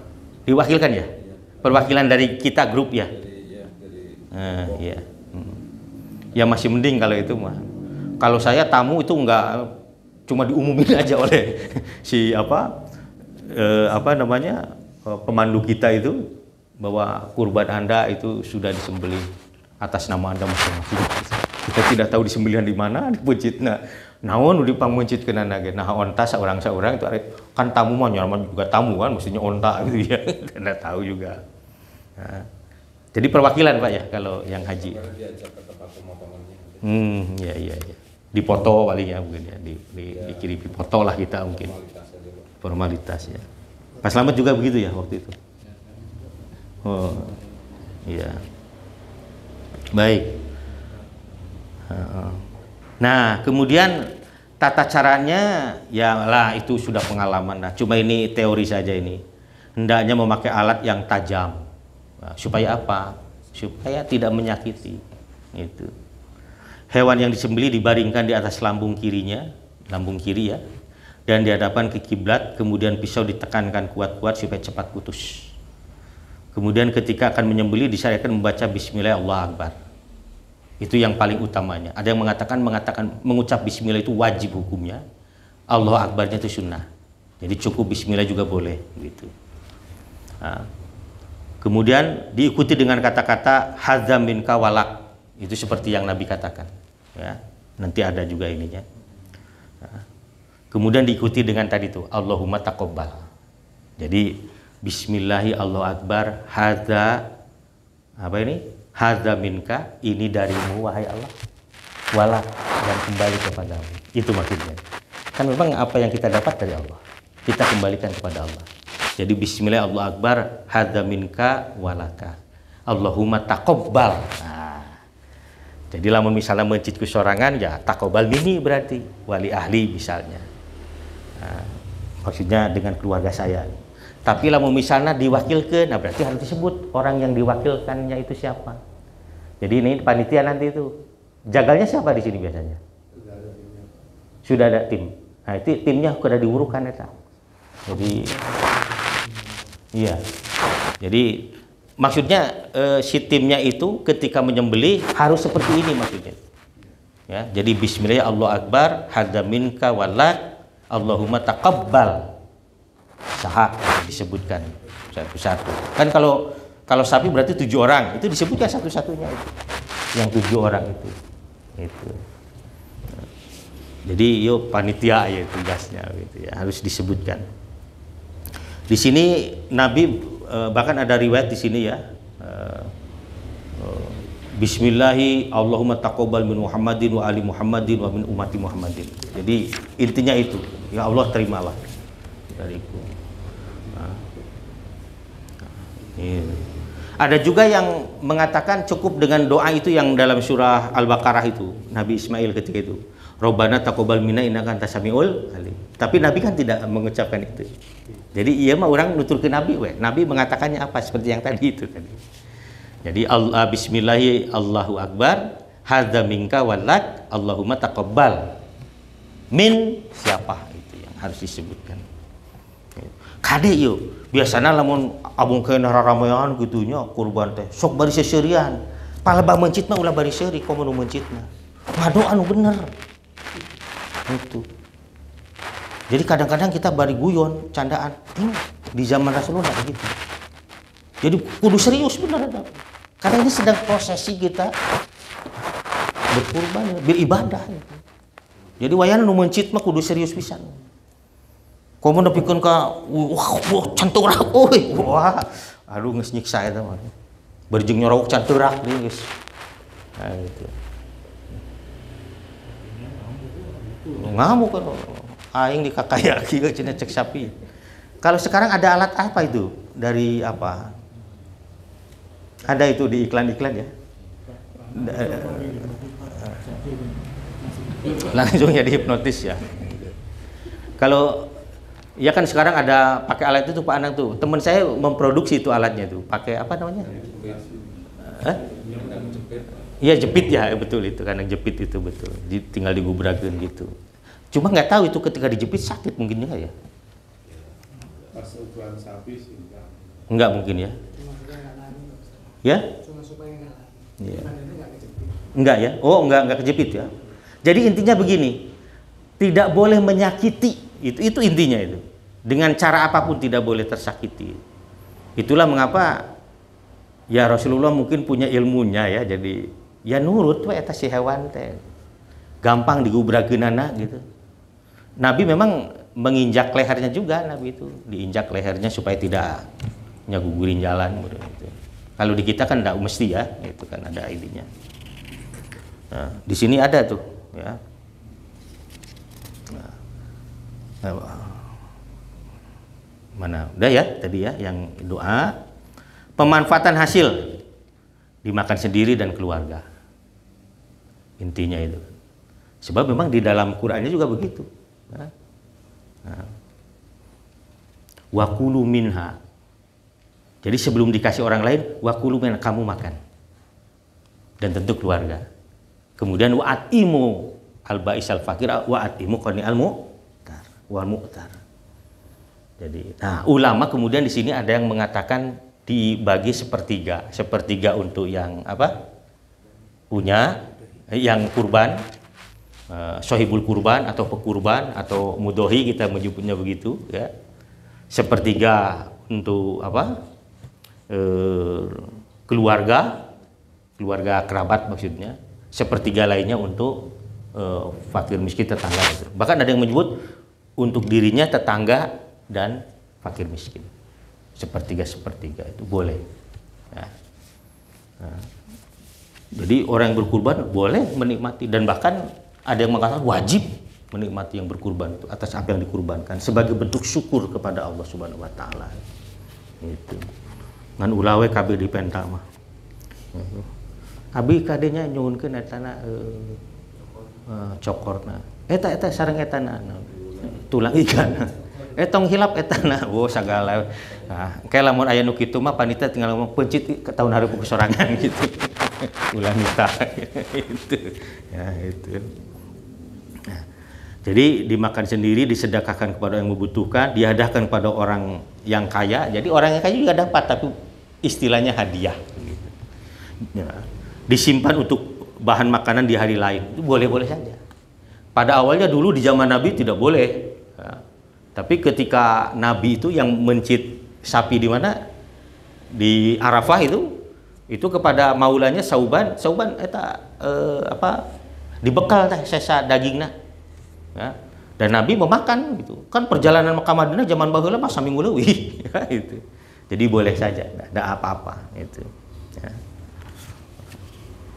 Bagaimana kalau membeli orang-orang non muslim? Nah, meskipun ada pandangan-pandangan, tapi intinya semua berpendapat sama boleh. Jadi kita boleh membagi daging kurban itu kepada non-Islam. Apalagi kalau non-Islam itu tidak berkategori kafir harbi. Nah, kan ada kafir zimmi, ada kafir harbi. Kafir ada muahid bahkan. Kafir muahid itu yang seperti apa? Kafir muahid itu begini. Orang kafir yang memiliki perjanjian lah damai dengan kita. Nah, perjanjian damai dengan kita. Jadi dia negara misalnya, kita negara, nah ada perjanjian damai itu kita boleh memberi mereka itu. Nah, seperti kita mereka orang Amerika kayak presiden si Trump misalnya, nah, karena kita punya perjanjian damai kan itu. Itu kalau daging kurban ini dalam kerangka makronya. Tapi ada kafir zimmi. Kafir zimmi itu adalah orang kafir yang hidup di wilayah orang Islam, di pemerintahan Islam maksudnya, dan tunduk kepada hukum yang diterapkan oleh pemerintahan Islam. Itu zimmi namanya. Jadi dia mendapatkan jaminan dan diperlakukan sama seperti orang Islam itu, Pak. Kafir zimmi, Pak. diperlakukan sama, harus disejahterakan, harus pokoknya macam-macamnya sama. Yang terakhir kafir harbi, kafir yang memang mentang dan memerangi, nah itu yang haram. Jadi intinya kepada orang kafir kita boleh memberikan daging kurban. Apalagi orang kafir itu tetangga kita sendiri, tetangga SBCI. Nabi saja itu kepada Siti Aisyah masih ada dagingnya, masih sudah dikasih tuh orang depan rumah. Padahal orang depan rumahnya siapa? Yahudi gitu. Jadi boleh, nah, dibagi saja nggak apa-apa. Nah, ulah kieu deh, wah pada eta makapir diberi tulang nawe jangan. Justru kasih yang terbaik. Itu. Wah berewe bulu nawung kulo itu nggak boleh itu. Nah, kalakah hangit kayak diduruk. Itu ya intinya. Nanti dibacalah. Nah ini masuk ke larangan jual beli. Coba saya mau dengar pertanyaannya apa saja. Bab apa misalnya? Kulit. Nah, kumaha bab kulit naon? Ada jawabannya di sini, cuma saya ingin dengar saja apa masalahnya. Di kita biasanya seperti apa? Sebenarnya ada masalah kok. Kalau kita sepakat disampaikan kepada yang dominan. Sudah kita sampaikan kepada yayasan yang mengajukan kulit. Dulu pernah jadi perdebatan sedikit. Ada sebagian panitia untuk menjual. Hasilnya kita kembalikan kepada masjid atau bagian kepada mudori. Makanya masjid menang kurbannya nih. Ya waktu itu kita belum punya pandangan. Ya intinya tidak boleh lah. Ya. Masjid mah menang kurban gitu intinya. Ya bagian masjid itu nggak ada istilah bagian masjid ini. Nah, kalau jadi intinya begini. Kurban itu dibagikan kepada siapapun. Itu intinya. Yang utama tentu yang kurbaninya itu orang yang berkurbannya, kedua tetangga dekat, yang ketiga fuqara masakin. Termasuk juga apalagi orang kafir yang perlu dibantu juga. Itu pokoknya bebas. Harus kepada manusia. Paham ya maksud saya? Nah, itu. Nah, bagaimana misalnya kalau dengan kulit, tanduk dan seterusnya? Itu kita berikan saja, tinggal tadi benar itu apa yang sudah dilakukan sudah benar, dalam arti bahwa siapa nih kira-kira yang akan mendapatkan jatah kulit itu, jatah kulitnya misalnya ya.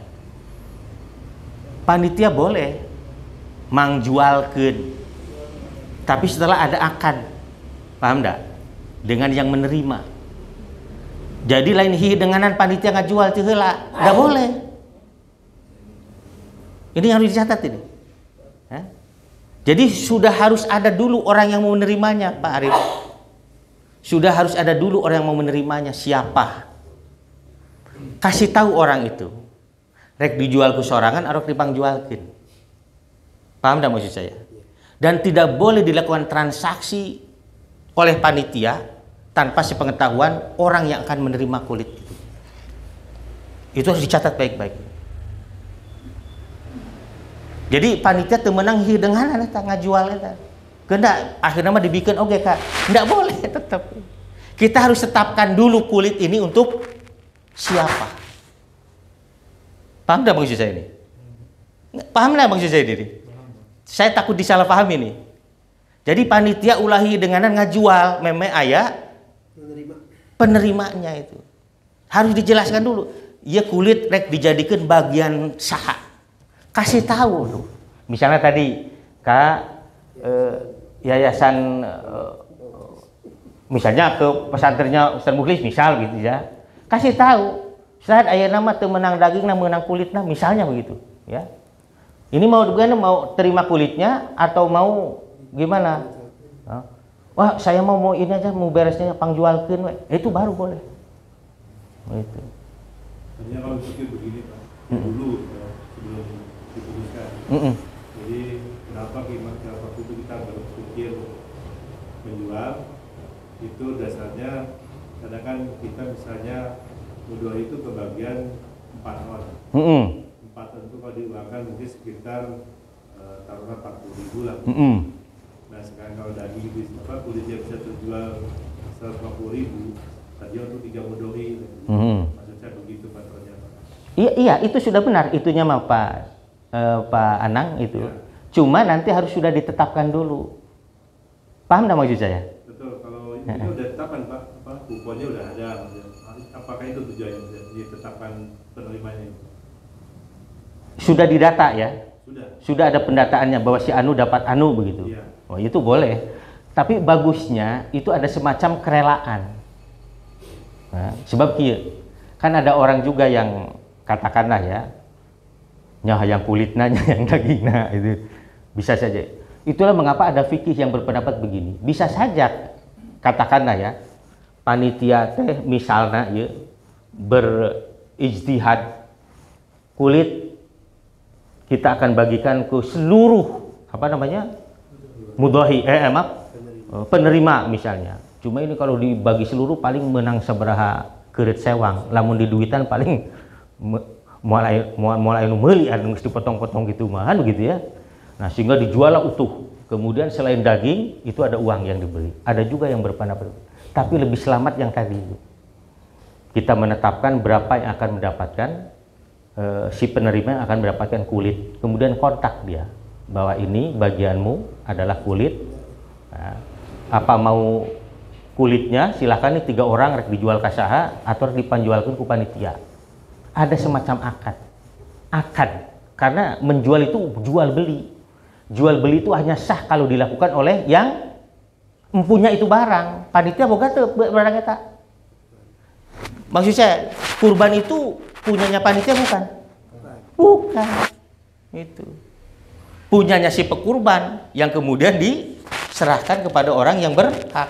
Nah, ketika yang berhak itulah yang punya. Jadi harus tertib begitu Pak Anang. Menurut saya tidak sulit, tak? Tidak sulit.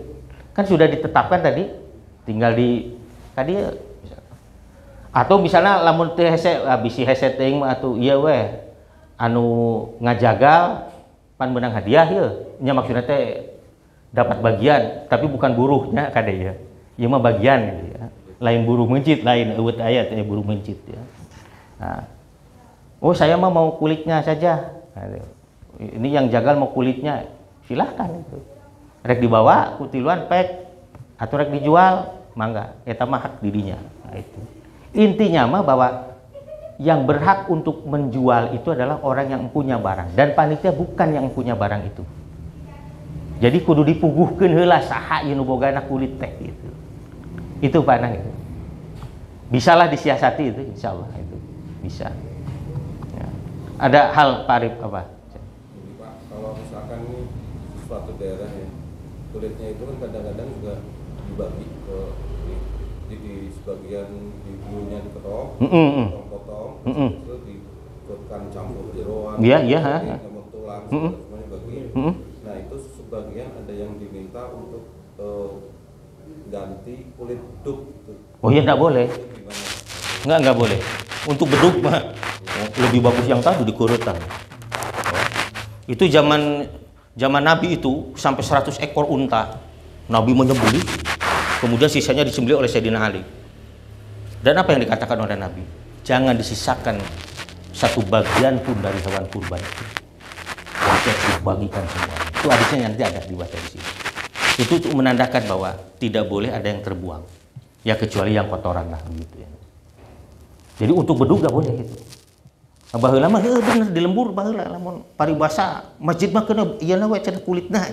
Padahal itu mana aya eta kulit kurban dipakai bedug gitu atau dipakai rebanaan atau apa itu enggak boleh itu. Itu harus diberikan kepada orang yang berhak. Boleh tidak itu yang mudohinya minta kulitnya? Silakan. Misalnya mau ini pandang ya. Misalnya mudohi mah rek kulitna weh, itu silakan nggak apa-apa. Asal dinyatakan saja itu, dinyatakan. Dan itu menjadi hak miliknya. Nah, kumanehna rek dijual pek teh teuing eta mah jadi milikna. Yang jelas panitia itu tidak boleh ngajual gitu. Hidenganan mangjualkeun itu menang. Harus ada persetujuan dulu dari orang yang sudah diserahkan kepadanya itu apa yang menjadi haknya. Ini kekeliruan kita kadang-kadang ya. Memang tujuannya mah bagus ya. Tujuannya kan bagus kan? Supaya teriweuh we lah geus pangjualkeun. Padahal tidak boleh ada transaksi yang dilakukan oleh panitia. Tidak boleh. Nu mata kudu ditertibkeun heula. Itu. Itu tidak ada ulama yang membolehkan itu, tidak ada. Sama sekali tidak ada satupun ulama yang membolehkan itu panitia hidangan.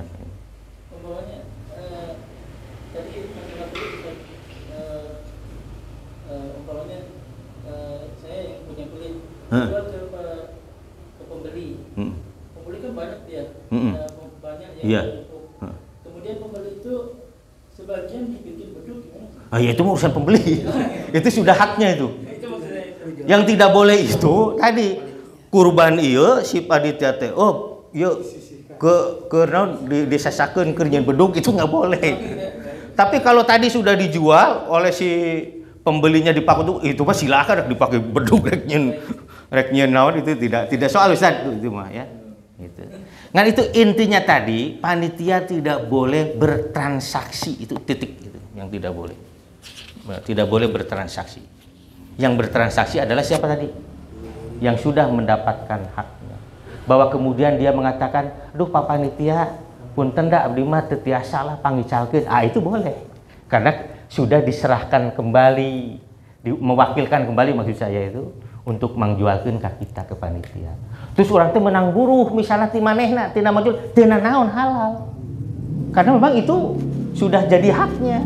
Kemudian karena rasa terima kasihnya dia memberi kepada kita, ayo mah kanggo rokok teu naon. Nu teu meunang mah tadi panitia hideungan ngajual dibelikeun daging domba keur nyate misalnya atau karena itu yang tidak boleh itu. Berarti untuk yayasan nggak boleh juga, Pak? Ya. Kalau sama yayasan nggak boleh. Atau perorangan harusnya. Yayasan itu kan orang.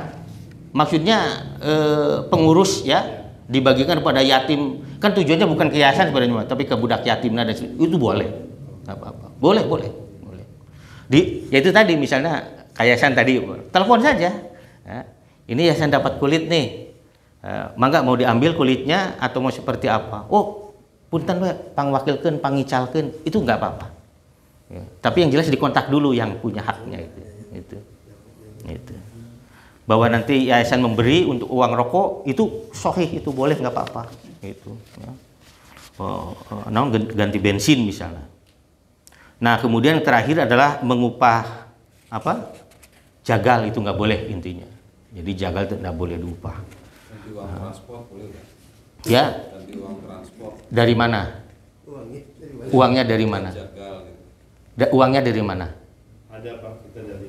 Nah itu boleh maksud saya itu. Yang tidak boleh ini tadi teh kemuruhan jagal mah karunya sudah kulit tadi teh hulu teh tanduk teh itu yang tidak boleh. Ini ada hadisnya kalau yang tadi Pak Arif tuh di sini ya dari Ali bin Abi Thalib ini. Ana aqwama ala budnihi fa aksama jilalaha wa juludaha wa amaroni. Jadi tadi tuh tanduk kulit dibagi pokoknya begitu. Kemudian wa amaroni an la u'tiya al jazar dan aku tidak dibolehkan untuk memberikan kepada si jagal tadi sedikit pun dari hewan yang hewan kurban itu. Wa qala nahnu nu'tihi min indina dan kami memberikan dia dari bagian kami sendiri. Jadi misalnya begini, kalaupun kita akan memberikan kepada jagal, ya, kalau jagal itu memang katakanlah orang yang tidak perlu gitu, dari bagian kita saja. Misalnya kita dapat bagian nih 2 ganting misalnya, seganting sewang gimana, itu boleh. Nah, atau karena jagalnya memang perlu juga, ya itu didaftar saja sebagai apa? Sebagai penerima itu boleh. Ngan ulah disebutkan tak iya buruh mencit itu tidak boleh itu. Iya akadnya tidak boleh iya buruh maneh tak temenan. Itu. Ya. Tapi kalau dari uang operasional, ya. Karena kan ada lebihnya kan itu misalnya dari 3.600.000 itu operasional 100 misalnya. Dari uang 100 itu boleh itu. Karena kan sudah disisihkan sejak awal kan itu. Itu boleh, nggak apa-apa. Tapi yang jelas intinya mah begini, jagal itu tidak diburuhan gara-gara mangmecitkeun kurbanan. Nggak ada. Pikulan dari daging kurbannya. Ya? Pikulan dari daging kurbannya kan. Yang nggak boleh yang. Iya, betul. Nggak boleh itu. Sebagai penerima daging kurban. Boleh. Jadi, bahwa saya memberikan daging ini karena kamu itu juga berhak untuk menerima, bukan karena kupon gitu. dikasih kupon betul ya. Ngan ulah diciran we kupon jagal itu nggak boleh juga gitu. Nah, itu ya. Pak, ini satu lagi. Ya, apa? Selama ini kan ketika memotong terus ada jeroan terutama perut nih Pak. Biasanya kan kita tidak mengolah nih. Terus dikasih siapa saja mau itu boleh Pak. Untuk bagian perutnya aja Pak.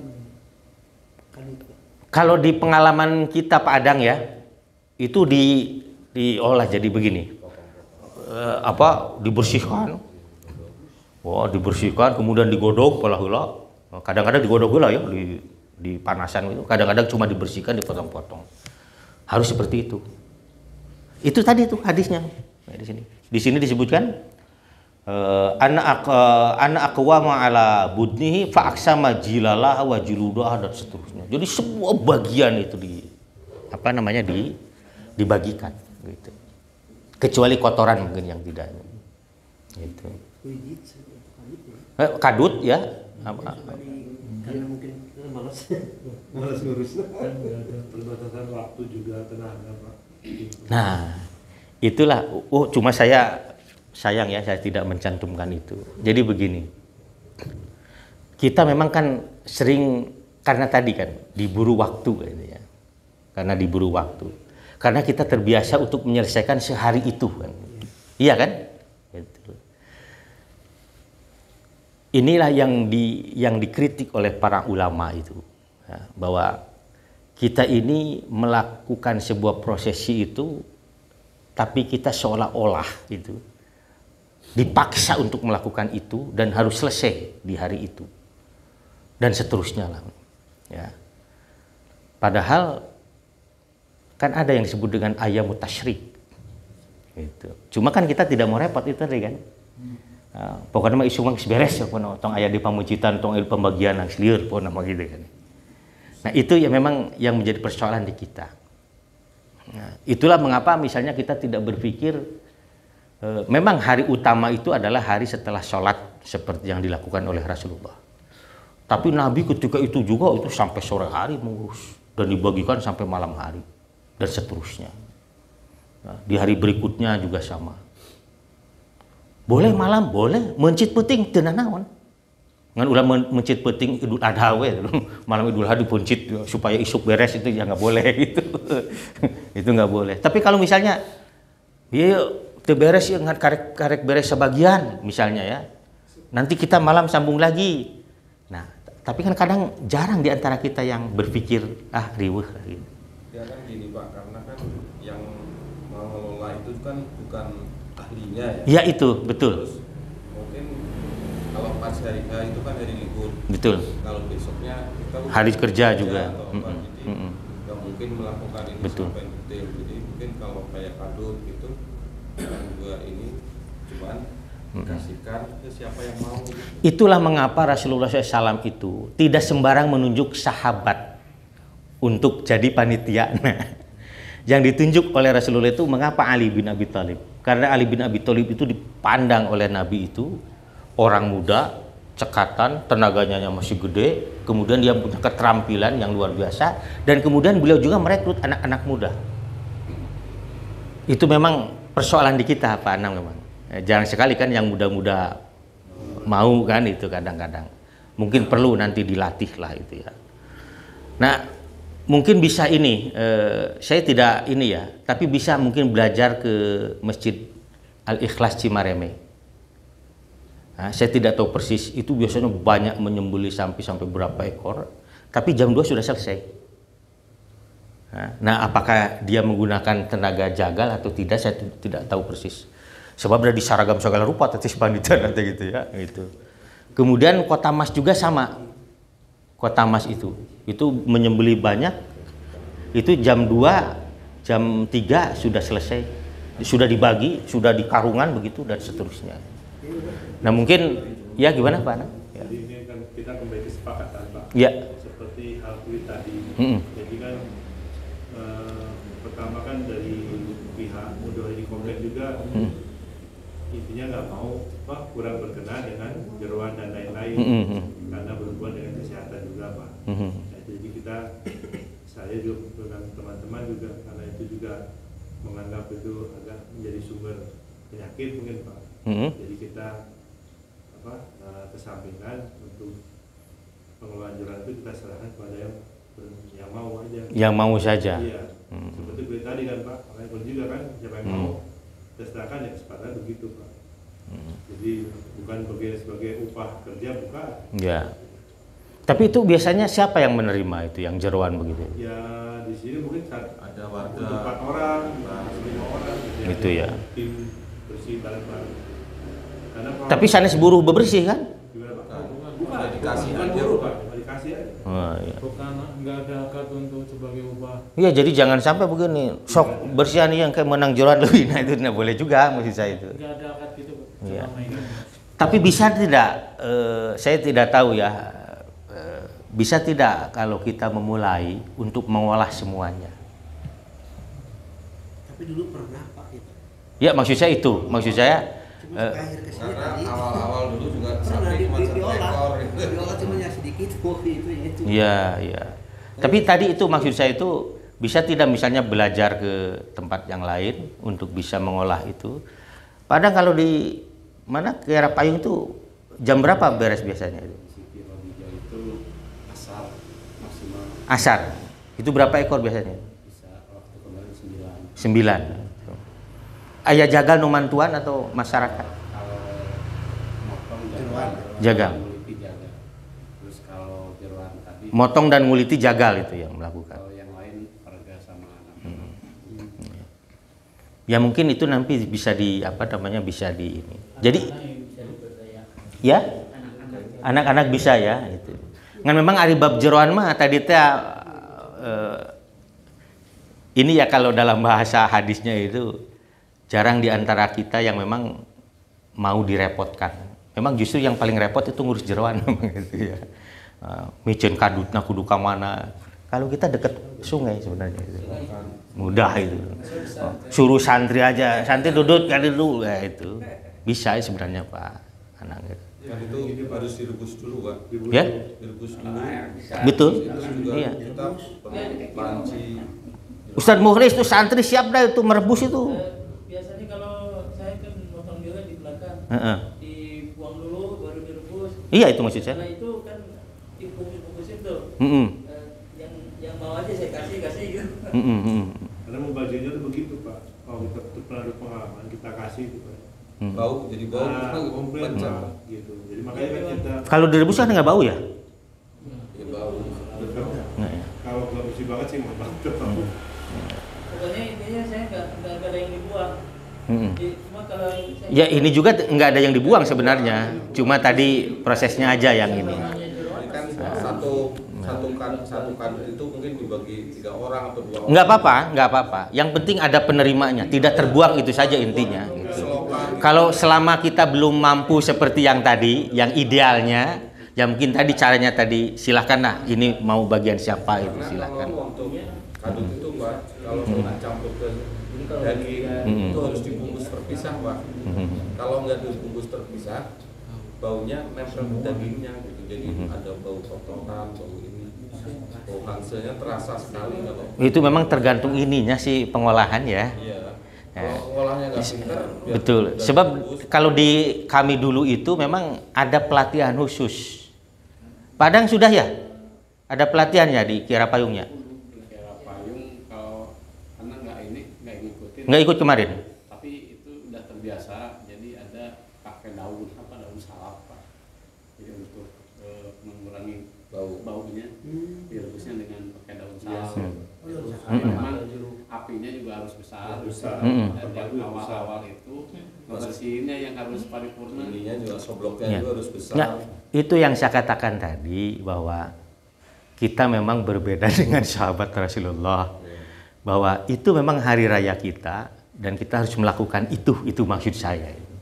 Cuma karena tadi kan kita keterbatasan berbagai halnya, boleh sebenarnya yang tadi sok ya bagian silakan urus sendiri, tidak jadi soal sebenarnya. Jadi nggak dibuang di mana terus Iya. dikubur atau Iya. dibuang ke selokan. Cuma tadi sekali lagi sebaiknya yang tadi itu tadi. Jadi ada teknik. Sekarang itu banyaklah teknik untuk bagaimana supaya tidak bau itu banyak cara begitu yang. Cuma memang ke depan mungkin perlu ada semacam pelatihan, kita mengundang orang yang ahli dalam hal pengurusan kurban, sehingga kita jadi tahu persis bagaimana menangani hal-hal yang seperti tadi itu. Dan kalau memang persoalan di perumahan ya tadi kan tenaga juga kurang kan begitu ya, tenaga kurang. Nah, iya ya. Sudah pada keluarga betul. Yang ngerjainnya semakin tua. Tapi nanti kan bisa kita sewa jagal nggak apa-apa, cuma lain sewa lah. Kita minta bantuan jagal, kita dari operasional saja. Seperti itu. Ada Minta orang khusus mengolah jagal. Iya. mengolah khusus itu supaya bisa dibagikan.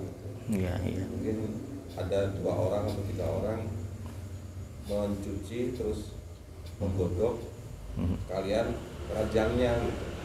Tapi nggak kecil-kecil ya, ada gede-gede aja namanya gitu. Iya betul. Padahal itu kalau udah dimasak paling enak Pak. Justru itu dan penyebab kolesterol katanya. Paling enak ini. Jatah khusus panitia tidak ada. Ya ini kan ada ini. Pokoknya teu aya jatah khusus Bang. Ku sabab jadi panitia di leuwihan enggak ada. Ya pokoknya enggak ada itu. Saya panitia nih harus dapat lebih, enggak ada itu pokoknya enggak ada. Itu. Ya? Kalau misalkan di panitia ya Pak ya, kadang-kadang soal kepala gitu, apa udah kakinya dipisahin, posisinya itu gimana? Itu menang. Pokoknya nggak boleh. Di sini itu kan dia bisa nih. Itu. Kaki kumpul maksudnya bisa tuh dikumpulin nanti buat dibagi. Bisa kan bukan untuk kita bicara panitia. Memang di tempat lain ada. Di tempat lain ada yang begitu itu. Malah aya nu mencitna ge curang deh nyumputkeun punten-puntennya torpedona tuh. Oh, disumputkeun itu ada juga. Itu nggak boleh itu. Pokoknya harus dikumpul. Pak, itulah mengapa panitia harus sangat awas telik. Jangan sampai ada orang yang berbuat dosa karena dia mencuri begitu ya, bagian tertentu dari dagingnya. Jadi selain ada yang sibuk menyembelih ada juga lah pengawasnya begitu yang jadi CCTV lah begitu. Itu supaya terpantau semuanya begitu. Itu ya, jadi tidak ada untuk panitia. Nah, apakah boleh mengirim hewan kurban ke tempat yang lain? Sebagus-bagusnya kurban itu dari tempat sendiri. Nah, kalaupun misalnya di sini sudah kan begini, kurban itu kan bukan hanya untuk orang miskin, kan tadi bisa dihadiahkan kepada orang kaya dan seterusnya. Nah, lebih bagus itu tidak mengirim hewannya, apalagi kalau yang dikirim itu orang yang tidak pandai untuk menyembelihnya, itu merepotkan mereka malah. Nah, sebaiknya kita kirim dagingnya saja. Gitu. Pernah juga kan waktu itu kita dapat dari satu tempat harus begini, itu malah merepotkan si panitia setempatnya juga, itu repot juga nanti. Nah, karena tidak sesuai dengan apa yang menjadi ketentuan panitia. Kan mestinya kalau dia ikut ke kita ya harus ikut aturan main yang kita terapkan. Ya. Jadi ulama wakarab sorangan aturan mainnya. Meskipun itu bagi mudhoi boleh-boleh saja, tapi itu kan kesannya menjadi tidak bagus. Itu mungkin ya. Jadi nanti dibagi ini saja ya, soft filenya saja ya. Sebab ini kalau difotokopi banyak ini.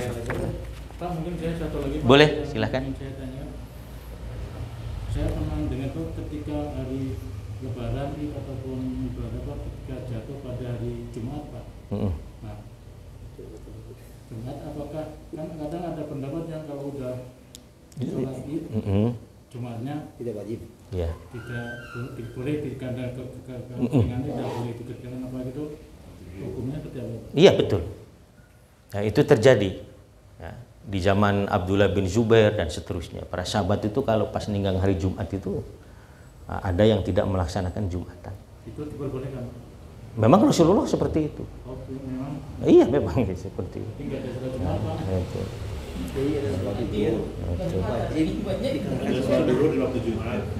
Jadi sholat zuhurnya di waktu Jumat.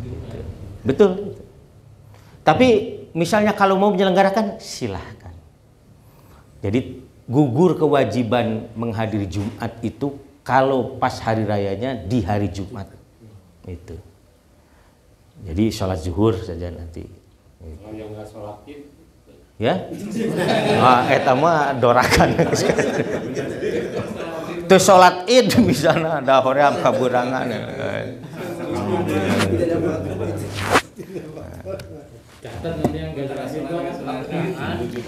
Jadi hukumnya itu bahwa bagi orang yang melaksanakan sholat Id pas kebetulan Idnya dari Jumat itu lepas kewajiban menghadiri Jumat itu saja. Artinya apa? Kembali kepada hukum pokok awal sholat zuhur ya dilaksanakan. Mengapa? Memang ada pertimbangan-pertimbangannya rasional. Dulu itu kan di zaman Rasulullah itu kan orang datang dari tempat jauh-jauh. Jadi ini baru selesai sholat, kemudian tadi itu kan kurban dan macam-macam, sibuk luar biasa. Kemudian harus datang lagi ke Masjid Nabi. Itulah mengapa ada pertimbangan yang bersifat itu juga. Cuma saya juga bingung kalau ditanya lebih utama mana, lamun misalnya ya deket masjid model gitu ya. Lebih utama mana itu kalau misalnya diselenggarakan Jumat dia menghadiri atau tidak. Kalau saya memilih menghadiri Jumat itu aja. Kalau saya memilih menghadiri Jumat, kalaupun tidak apa-apa itu aja. Tapi kalau saya sendiri saya akan menghadiri Jumat. Ada deket di zaman Nabi jarang di lembur mana. Atau rek kieu we rek ngahajakeun numpat heula ka mana jauh gitu. Pan ditu kayak masjid sarua gitu. Jadi itu Pak Edi intinya ya. Jadi gugur kewajiban Jumat bagi orang yang telah melaksanakan Id di hari Jumat. Tidur boleh. Enggak apa-apa. Ya? Menyelenggarakan atau tidak juga. Betul. Menyelenggarakan atau tidak. Nanti Idnya hari apa gitu? Oh, nanti Jumat. Oh, pantesan nanya ya. Sudah siap-siap mau pergi ke Garut ini kelihatannya ini.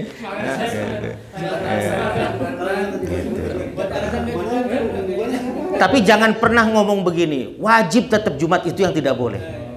Jadi nanti Pak Aceng jangan sampai tetap wajib hukumnya Jumat nu deket mah. Enggak, pokoknya kalau sholat Id itu Idul Adha, Idul Fitri di hari Jumat, kemudian orang itu menghadiri Id ya di lapangan, maka gugurlah kewajiban menghadiri Jumat. Itu saja. Bahwa kemudian DKM menyelenggarakan rek datang nasa ese gitu nah sok laksanakeun. Itu. Misalnya udah datang dengan khotib jeung muadzin ngumpul gitu. Itu. Satu Pak, 40 orang kan jemaahnya biasa doang. Itu ya, jadi yang itu jadi. Itu saja mungkin. Ada lagi sudah cukup ya. Insya Allah nanti saya ke Pak Arga saja mungkin ya. Nanti saya bagikan. Nanti kalau misalnya ada sesuatu yang keliru tidak dipahami boleh nanya lah. Itu. Via WA atau apa. Ini saja mungkin mudah-mudahan ya pembahasan yang agak ngaler ngidul juga. Paling tidak ini ada basis tulisan yang saya buat. Nah, mudah-mudahan ini bermanfaat. Dan memang antara apa yang disampaikan dengan praktik di lapangan ternyata tantangannya akan berbeda-beda. Itulah mengapa kemudian ulama terus bukan berinovasi ya, tapi berijtihad untuk tadi kan model pertanyaan tadi tentang jeroan tadi itu. Ada yang bisa untuk mengurusnya, ternyata ada yang tidak, itu kan. Nah, ini bagaimana yang tidak? Tapi kan ternyata tadi sudah ada solusi-solusi. Itulah mengapa fatwa ulama itu menjadi sangat penting. Karena memang pada akhirnya bahwa hukumnya itu ya duru ma'alillah. Sebab-sebabnya memungkinkan tidak hukum itu bisa dilaksanakan. Gitu. Nah, itu saja. Yang penting kita punya tekad, kita ingin melaksanakan sesuai dengan apa yang ditentukan oleh syariat. Itu yang paling penting. Itu saja, kita tutup dengan doa. Allahumma rabbana dzalamna anfusana wa illam taghfir lana wa tarhamna lanakunanna minal khasirin. Rabbana atina fid dunya hasanah wa fil akhirati hasanah wa qina adzabannar. Subhanakallahumma bihamdika asyhadu an la ilaha illa anta astaghfiruka wa atubu ilaik. Wassalamualaikum warahmatullahi wabarakatuh.